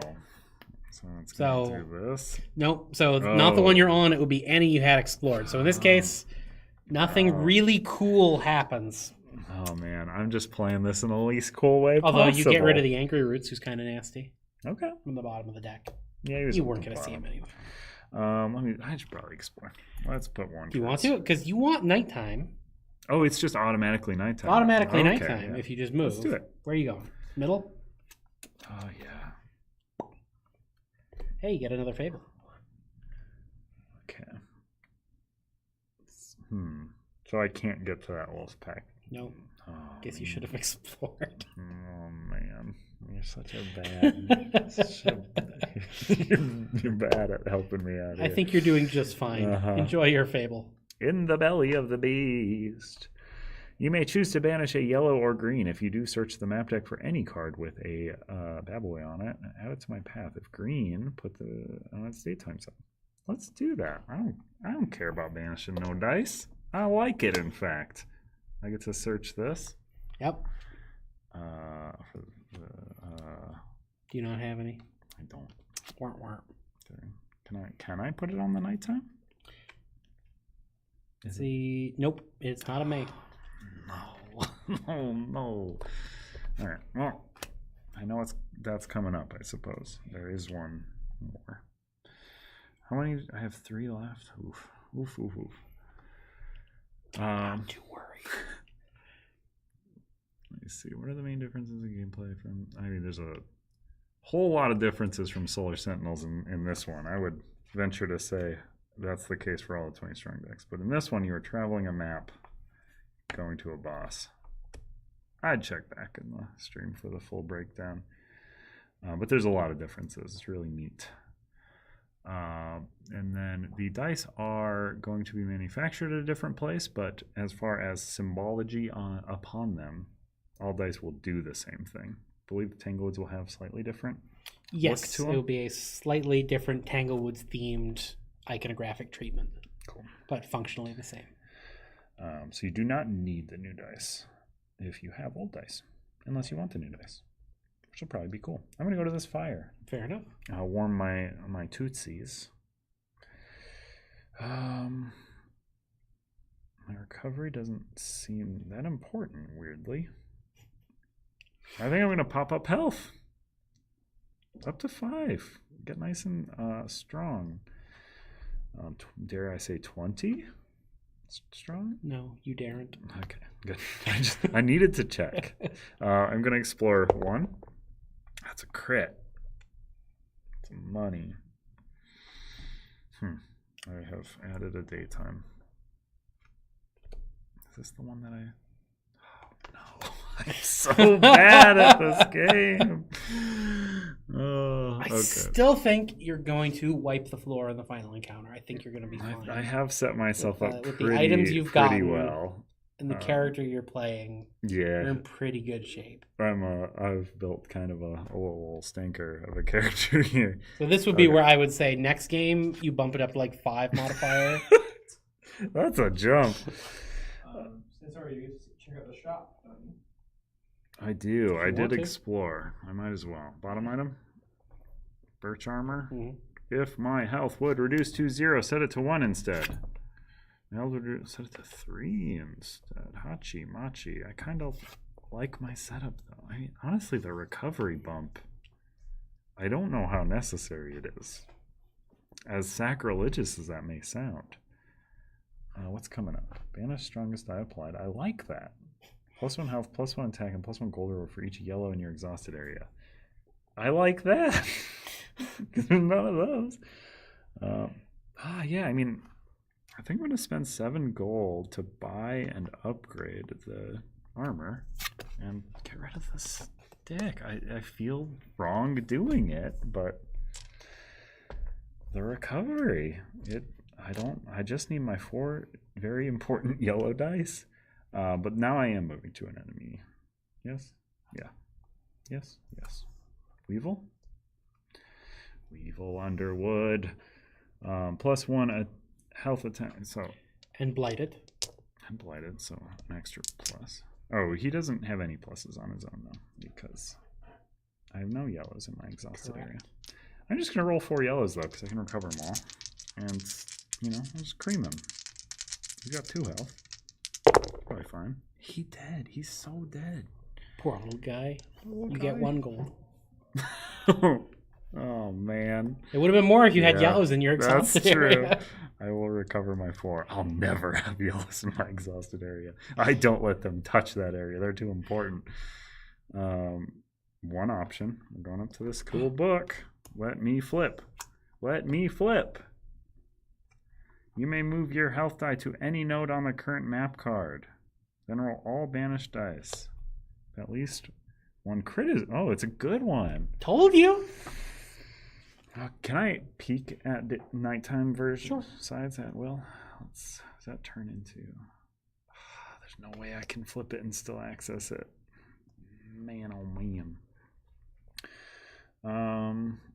Move myself to any node on current map. I guess I should. Then roll all banished. Oh, I roll all banished dice. Okay. No reason to fight a bunch of fellers. I'm just gonna pop 1 ahead, or just to 1 other book. I might have a good book again. So then I roll all banished dice. And note that wherever you're going, you're not doing the thing. You're basically teleporting, and then you're moving on from that spot. I'll go there then. Okay, yeah, if you want the book. Let's see if I can get that book. Yeah. It's a crit. A single crit. Just barely did it. Let's bump the strategy. We want to make sure those yellows hit. Because it's real bad if they don't. Okay. Which lets me look at an extra guy, but I don't know if there's actually room anywhere. There is. Okay. Okay, so that has been resolved.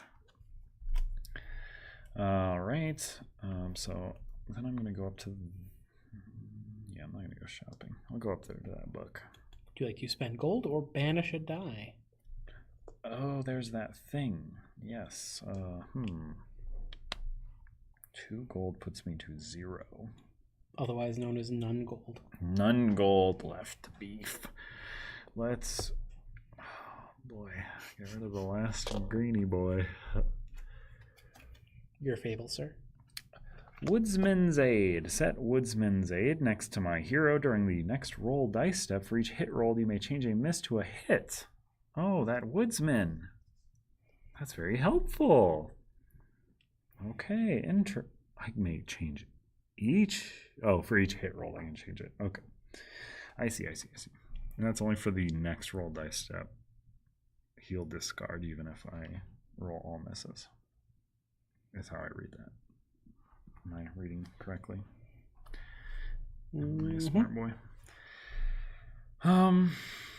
Let's just venture into the dark. I don't want to lose a die here. I'm in the middle path.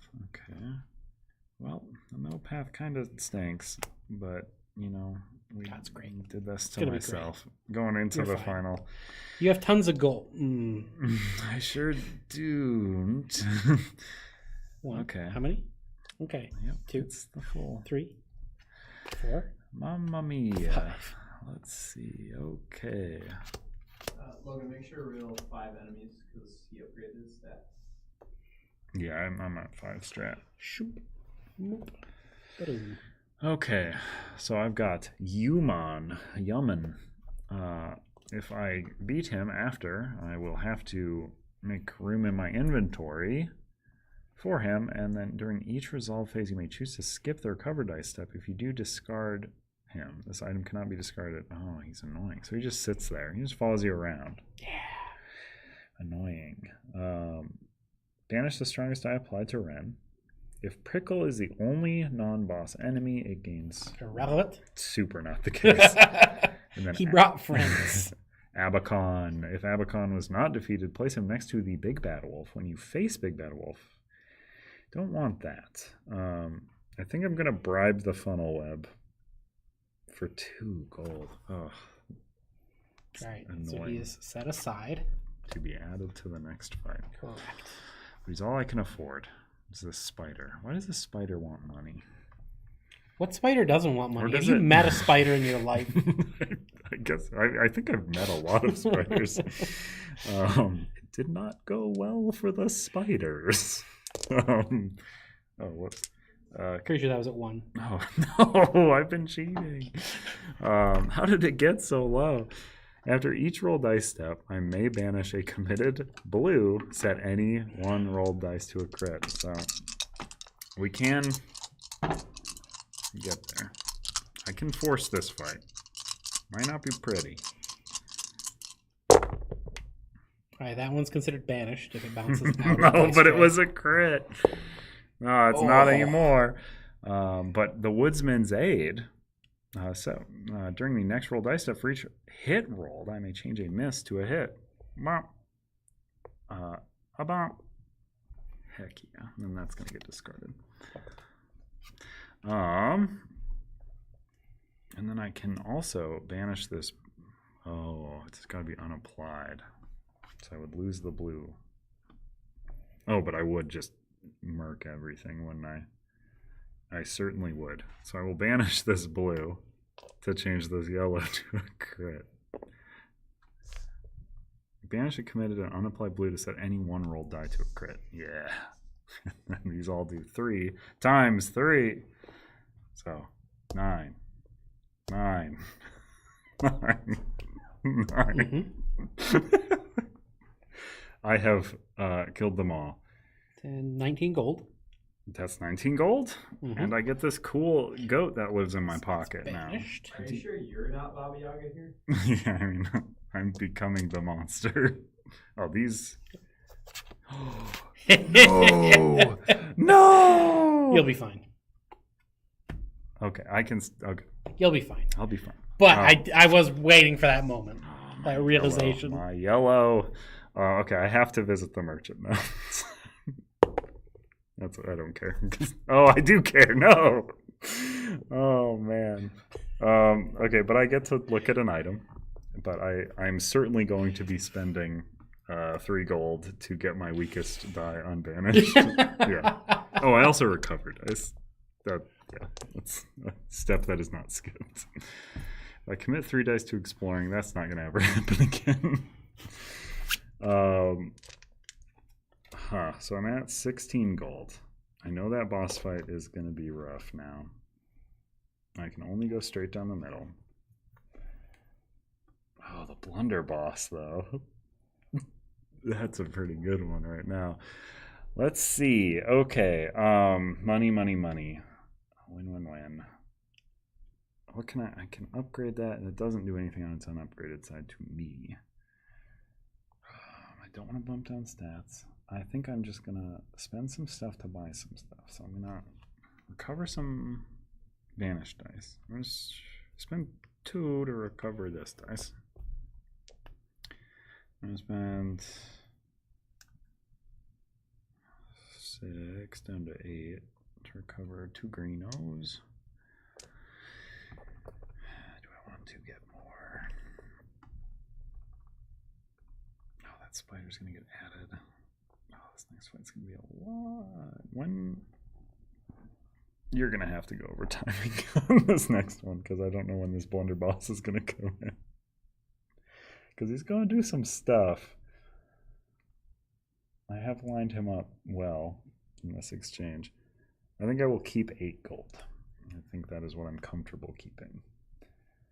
So I'm moving into this final campfire. I'm gonna keep 8 gold, eh? I'm gonna spend 2 gold. I don't want to banish dice right now. But I will bump a stat up all the way to 6. You don't gotta reveal another enemy. We're on the last one.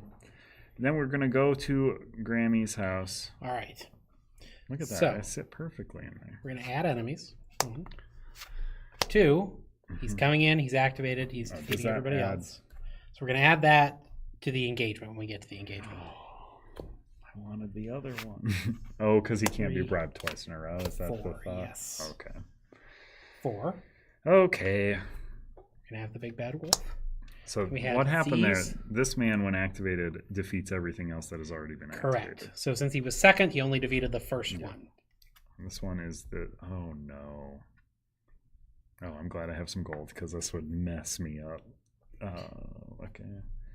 That one doesn't matter right now. Just enough. Oh, that's after. And now we have 3 modifiers that I'm going to let you look over and read out loud at your discretion. So these are the bad boys that I did not beat. No, not the big teeth. So these are what will be affecting my fight. So during each roll dice step, when a miss or crit is rolled on a purple, -1 health. Probably not a big deal. Doesn't seem likely. At the start of this engagement, discard half your items. That blows. Round it up. So that's 3 of your non-Yaman items. No, I don't like that one though. And then at the start of this engagement, banish 1 die for each undefeated wolf pack card, then roll all banished dice. Starting banish 1 die. Oh my goodness. It is almost gets me. For each rolled hit. So hang on. Yeah. At the start of this engagement, which hasn't started yet, you're still in the Okay. bribe step.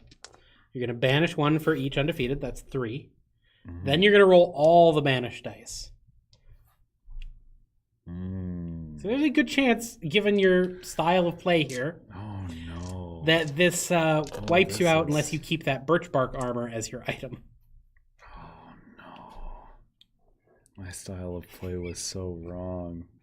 It would have worked better if you'd taken out I was more of the wolf trying, pack. I was trying. I mean, you were trying Okay. towards the end of the game. So Big Eyes is not gonna do anything. Because even if I use the Fairy Godmother, that's not a roll dice step. Yeah. So right now you're in bribe. So these 2 trigger when the engagement starts, which is also when Funnel Web is going to come in. But I'd be able to resolve these in an order of my choosing, yes? Yeah. Yep. I'd certainly resolve that one before I resolve this one. Yeah? I think that's fair. 1, 2. Yeah, I think that'll. Yeah. it will affect it by 1, so it's not. Okay, so I'm banishing these 3. Okay. 1 for each. There's 3. Did you want to bribe anything? I thought you were thinking of bribing Oh, that's Mr. before, Runt. is it not? Yes. Yes. I will. I will bribe Mr. Runt. Get out of here. Yep. Is that his voice? His canonical voice? Okay, then I have to roll all of these banished dice against myself. Oh, boy. Each hit. Come on, misses. Misses across the board. Just or crits. For chat. Wow. Typically, by this point in the game, I don't even... you don't want to have almost any I don't banished even dice. need... or, 1, oh, it'd be 2 2. damage, yes? Yep. Oh, Oh, that actually makes it harder of a choice, doesn't it? So I take 2. Yep. But I don't die. So the birch bark armor is not going to pop. Oh, man. That makes it so much more complex. So I'm definitely these are all banished ones. So this has result. I will hide this. I will also hide that because that's not going to matter. Start this engagement, discard half my items. So I'm going to discard this. That's nothing to me. That's 1. 2 more. I have to go down to 1 and Yaman, right? Yep, because Yaman says you cannot discard it for another effect. Terrible, awful creature. I should have explored 1 and added another item. That was what I should have done. Oh, I should have bought the stupid map. So I think I have to get rid of the armor. I think if I lose, I lose. And then it's just gonna be how it be. So you're steering into the axe. Steering into the axe. But, but that choice between the axe and the fairy godmother, because like this is. So during each roll dice step, you may only roll 1 die of each color. Oh, I'm gonna get rid of the axe. I can't even do the thing. No, well, you can. You didn't read the special. I can't even do the thing. Okay, all right. If you don't want to do that. So the big bad wolf has. Though I don't.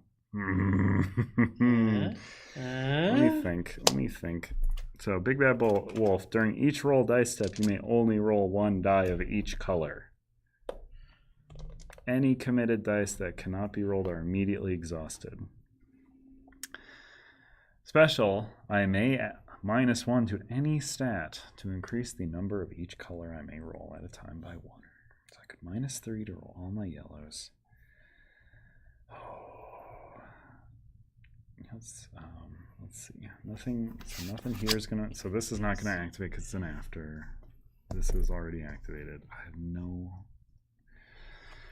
I should have really tried more Wolfpack fellers. This is a. I also have 1 less gold because that guy costs 1 more to bribe. Oh man, this is a prison of my own making. But this stupid goat. I hate him so much. Oh man. Can we use that blurb for the box? Yeah, just put it right on that card specifically. So that's potentially. There's so much more potential damage. And you do have 6 rolls to get there. That's so true. Oh, I think it's correct. I hate it. I built this one strat that. Oh no. I think you're fine. I think so is the big one. I -3 to any stat. Oh, that stupid spider. Maybe this actually. I forgot that was happening. So 7, 15, 16, 25. So each one of these dice can do 9 damage. So they all have to be critical hits to do the thing. No, they don't.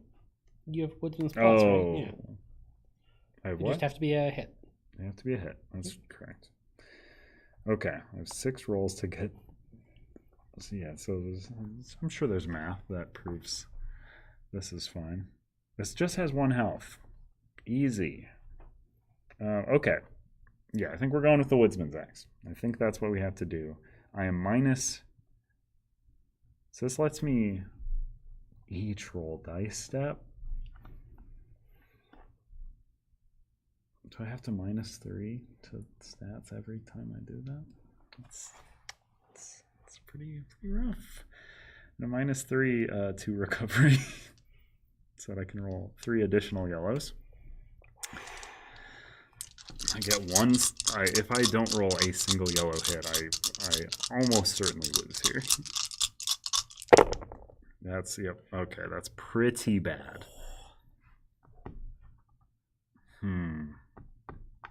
I mean, this kills that. Does it? I don't know. Oh, yeah, he dead. Okay. Sure. Okay. So then I have to -3 to stats. 1, 2, 3. You're not going to use all that strategy, are you? I want to. I mean, I hope not to. This is 4 crits, right? Or 4 hits. We only need 3 now. Yeah.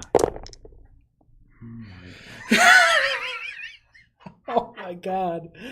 Oh. I lost. That's the loss. Woof. Yeah, there's no way because if I -3 to strat, Then you're out of rolls. so I'm out.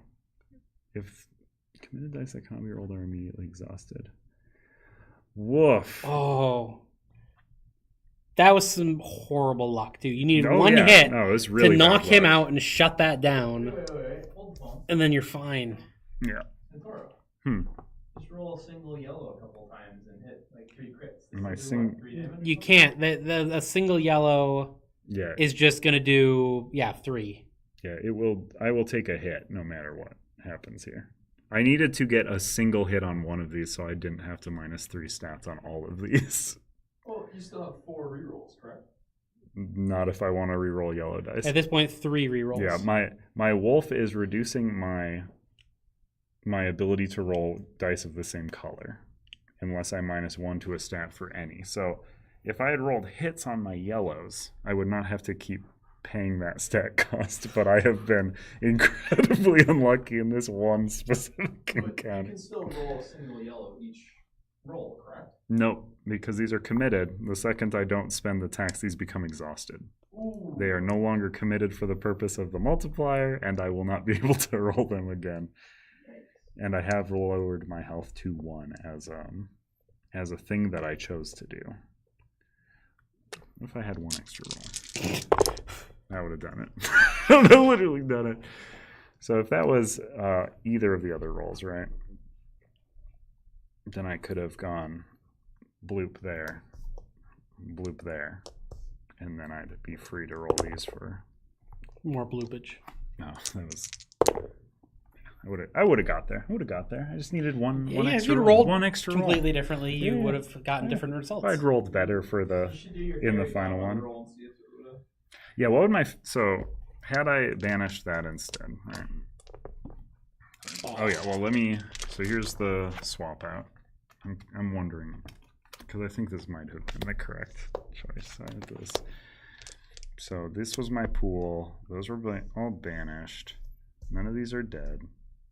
I still have roll phase. This would have been at 5, 5. 6 on the strat. Oh, it's 6 on the strat. That's right. And you roll all misses twice in a row. So this, so this one during each roll. So I still spend 3 to roll the extras there. Or no, this was at a 4, so that went down to 1. That was still correct. So to roll all these. But we're we presupposing are that still that presupposing happened. the odds. This is literally the exact same roll. That's crazy. The odds on that are like astronomical. I still kill that. I don't. It doesn't. This strategy lends itself less to caring about that. So I would spend the 3. Pop down there. And then they miss again. Then they miss again. And I would spend the 3. Misses again. And I mean, honestly, if we're playing it exactly, I'd spend the 3 and they miss again. 1/1s. Then we go to Actually, I end. think seeing that, I think that would have been the play because you would have gotten more rolls with those by reducing your stats. No, I would have lost the ability to roll anymore because I would have already had. I think you would have that gotten. number of strategy phases. Where were you at? You were at 3. Oh no, 5. I would have had an extra 1 because Yeah, I I think you already would've would have been netted in 1. strategy phase. I still wouldn't have And played then it. you would have gotten. I did the extra roll. Yeah. But yeah, it's still I would have gotten these 2 done, and then I would have been down to that, which pings me for 1. Had we done the other, but this is the fairy godmother one, so I would banish a die. Oh, I could even banish the better die, right? Banish a die. Then I would roll all. This is if I went with fairy godmother over the axe, landing no hits on anything in the process. Wow. Okay. I mean, it's hard to judge because this is not. All right, John. Was that a hit? It might have been. I don't remember. I think I bumped it. I don't even actually know. This would not have been enough. I probably wouldn't have gone as low on stats though if this was the strat I was going with. Yeah, I definitely should have done the fairy god. Yeah, because I could have knocked something out. I think you made Taken the right the play. health. The odds of getting those rolls that you got were Really pretty bad, slim. Yeah, no, there's. I mean, that's the thing about this game is like, I don't know, there is an element of luck, but like, those were choices I made at the end, and I do think I made the incorrect one. There were some things that fed into that situation for Going sure. with this item was certainly the luck choice. Yeah, you should have bought that map Like- stand photo. I mean, yeah. I mean, honestly, if I had played the game multiple times, I might like know what each of the wolves have on backsides, and I don't know. That's Here's not the two that type you of missed. game. Like they're all nasty. So the ones I could have had, Big Bad Wolf has +1 health for each daytime map explored this game. So you would have had an extra 1, 2, 3, 4, 5, 6. Oof. So it would have been 15. Yeah, that'd be rough. And then the enemy with the highest health gains +3 attack. Or +3 health and +1 attack. So he would have had 18 health. 18 and And 4 4 damage. attack. Yep. Woof. Okay. So Yeah. there's not outside outside good of some ones. situations where this one, Yeah, that was like you skipped that being Yeah. anything negative, but otherwise you really can't ignore them. Like, yeah. Typically, you want your purples. I was in a very specific spot in which. and also like you were trying to play for time. Purples You were didn't good. look at these ahead of time, which Yeah. you could have, and Yeah. we encourage you to do. Yeah, you're always welcome to, and you certainly would get that in future plays too. I would have had a better idea of what was about to. I would have probably bought the map, and I wouldn't have had the gold to bribe something though. So these are all choices I made. It's my fault. That's what I'm saying. Tessa add-on is a good idea. Correct. It's cool. Come in cool colors. They're gonna look neat. I'm excited for them. You said they were the best add-on, or one of the best. It's one of Top my favorites. 3. Like the impact that it has on gameplay is huge. It's right up there with the Cloudspire minis. Yeah, those are my top 2. I love premium health, but those are my top 2. Let me see. Yeah. Any last questions? Feel free to hit them here. Otherwise, we're going to be wrapping up here shortly. I've got a little spiel at the end. But again, if you've got any questions about the campaign, this game, other game, Elder Life. Scrolls, Life, probably not Those those. heroes. I'd rather. But upcoming stuff, visit us at Origins. I don't remember what booth number we're at, but you can find it on Origins website. You can go say hi to Amanda, who is sometimes on streams. She will be there. I will not be. If you want to go to Gen Con, that's where Elder Scrolls will be at some point. You can take a peek at it there. I don't know if it's playable to the public at that place outside of demos events, yeah. that I think are all sold out. But you can take a peek at it. That'll be the we haven't even seen what we're gonna see. We haven't even seen what's gonna be there. It's exciting. I know nothing about the game. That's got some old rolls of paper in it. I think so. Yeah. Then right after Gen Con, we will be doing QuakeCon in beautiful Grapevine, Texas. I thought it was QuackCon. That's really disappointing. Yeah, that's where all the bad doctors go to, and they all make potions where they have to draw the ingredients out of bags. They actually made a video game. Oh my god, mess up my own joke. But yeah, we'll be at QuakeCon. If you are at QuakeCon by chance, if you're in Grapevine, if you like, heading to conventions where you can play on your computer with a lot of people in a really cool hotel, Elder Scrolls will be there. I believe that's way more open sign up. So if you really want to touch Elder Scrolls with your hands and play it, that is the best way to do it if you didn't get one of those Gen Con ones. Will the turnaround for this 20 strong campaign be pretty quick, or is the ongoing Hopla Elder Scrolls stuff going to put it back a bit? I believe the turnaround is going to be pretty quick. I don't think it's going to outpace Elder Scrolls or Hoplo, but Keep in mind that it's going to be a there's, very quick turnaround. very, very few components comparative to a lot of our other games for 20 strong. Yep. It's a much easier print. All of the original stuff already has files and whatnot. So will certainly be a much quicker turnaround than our normal turnaround. Yeah, and I would say mechanically, all 3 decks are in a similar spot to where Red is. Oh, It's yeah, now that's just true. a matter of getting the art caught up, getting graphics caught up. Yeah, these decks. But development-wise, they're very, very far along. Yeah, which we will also be showing off in the live stream on the day of launch. So those decks are not pretty right now. This one we showed off because it looks has nice. art. And it has art. Might not be on the final materials, but it is looking like it will look for the most part. The other decks we will show in all their ugly glory on July 9th, Tuesday, July 9th, on that live stream at 10:30. You can make sure to check that out. QuakeCon is in Texas, is in Grapevine, Texas. Gen Con is in Indianapolis. I don't know if you are referring to one or the Indianapolis, other. Texas. Indianapolis, Texas, yes. I would not be surprised if there is one. Who knows? But yeah, those are the big things we got coming up. We'll show off with the white and gold decks on the other live stream. They're both pretty neat. And maybe we'll do a campaign. I don't know. That seems like it would be a wicked long stream. That'll probably just be a different stream at some point during the run. Yeah. Once again, as a reminder too, these are all the same thematic of Tanglewoods. Yes. However, each deck is mechanically unique to one another. Yep. They're not reskins. They are complete gameplay experiences each on their own. Yeah, much like the original set of 20 strong decks, and even more so, honestly. These are very unique decks, each to their own theme. In red, you are playing the Red Riding Hood scenario. You're going through the forest, fighting wolves. In white, you're fighting a wicked stepmother. Is that, or am I getting my fairy tales? Wicked. Yeah, wicked. And then in gold, you're fighting some cool bears. A little baby bear, you probably saw him. We posted. If you've his ever wanted to cool punch a baby face. bear, That's the best place to do it. He's eating porridge. He's real cute, kind of. I don't know. But yeah, that is what we have coming up. So keep your eye peels. Keep your eyes peeled. We'll be crushing Or any eye more peels. coworkers in Roth in upcoming streams. In Roth, the next time we'll show Roth on stream is probably when we have like a neat looking Roth. So probably won't be for a while we get the all the bits. We'll probably do a stream of it once we have the bits.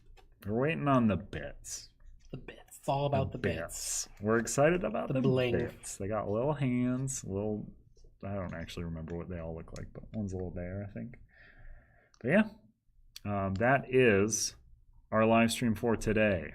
Thank you so much for tuning in. Make sure to come back on July 9th at 10:30 a.m. For our live stream Q&A, as well as checking out the gold and white decks. And also at that time, half an hour before that, make sure to check out the campaign. Try to get one of those strategist pledges, or just get the regular stuff, Just get the Tanglewood stuff that you want, or the 20 strong stuff you want. If you don't like fairy tales, come buy some space bugs. We don't mind. Are Tanglewoods decks mixable? No. They are. You can play them back to back in the campaign version of the game, and then that has some light stuff where you'll pull, not to spoil anything, but you'll pull some enemies from other decks. Yeah, but they are not nearly similar enough to be mixable. Yeah. They play very differently, and they have different mechanics that just function in ways that they do not mix at all. Will content creators be publishing their videos immediately after receiving or on July 9th? There is a very limited amount of content creator copies going out. That is one of my hardest jobs. I make those determinations, and boy are they hard, but we have a few decks going out, and those should be covered. I didn't give people a hard date that they have to have those by, but right around that time. We're hoping to get those decks in the mail this week. So, At the very least, the videos will be updated onto the campaign page as published. yep, we will add the videos as they go live. And yeah, that's it. That's what we got. Thanks for watching. If you're just coming in at the end, sorry you missed it. Check out the earlier part. I don't have any decks left over. I'm sorry. You definitely make that suggestion in the future. But thanks so much for watching. We'll see you again. Come say hi to convention. Come say hi to the Tanglewoods campaign by supporting it on July 9th, 10 a.m. Central Time. American time. I don't know. Are we done? Are we out? Okay.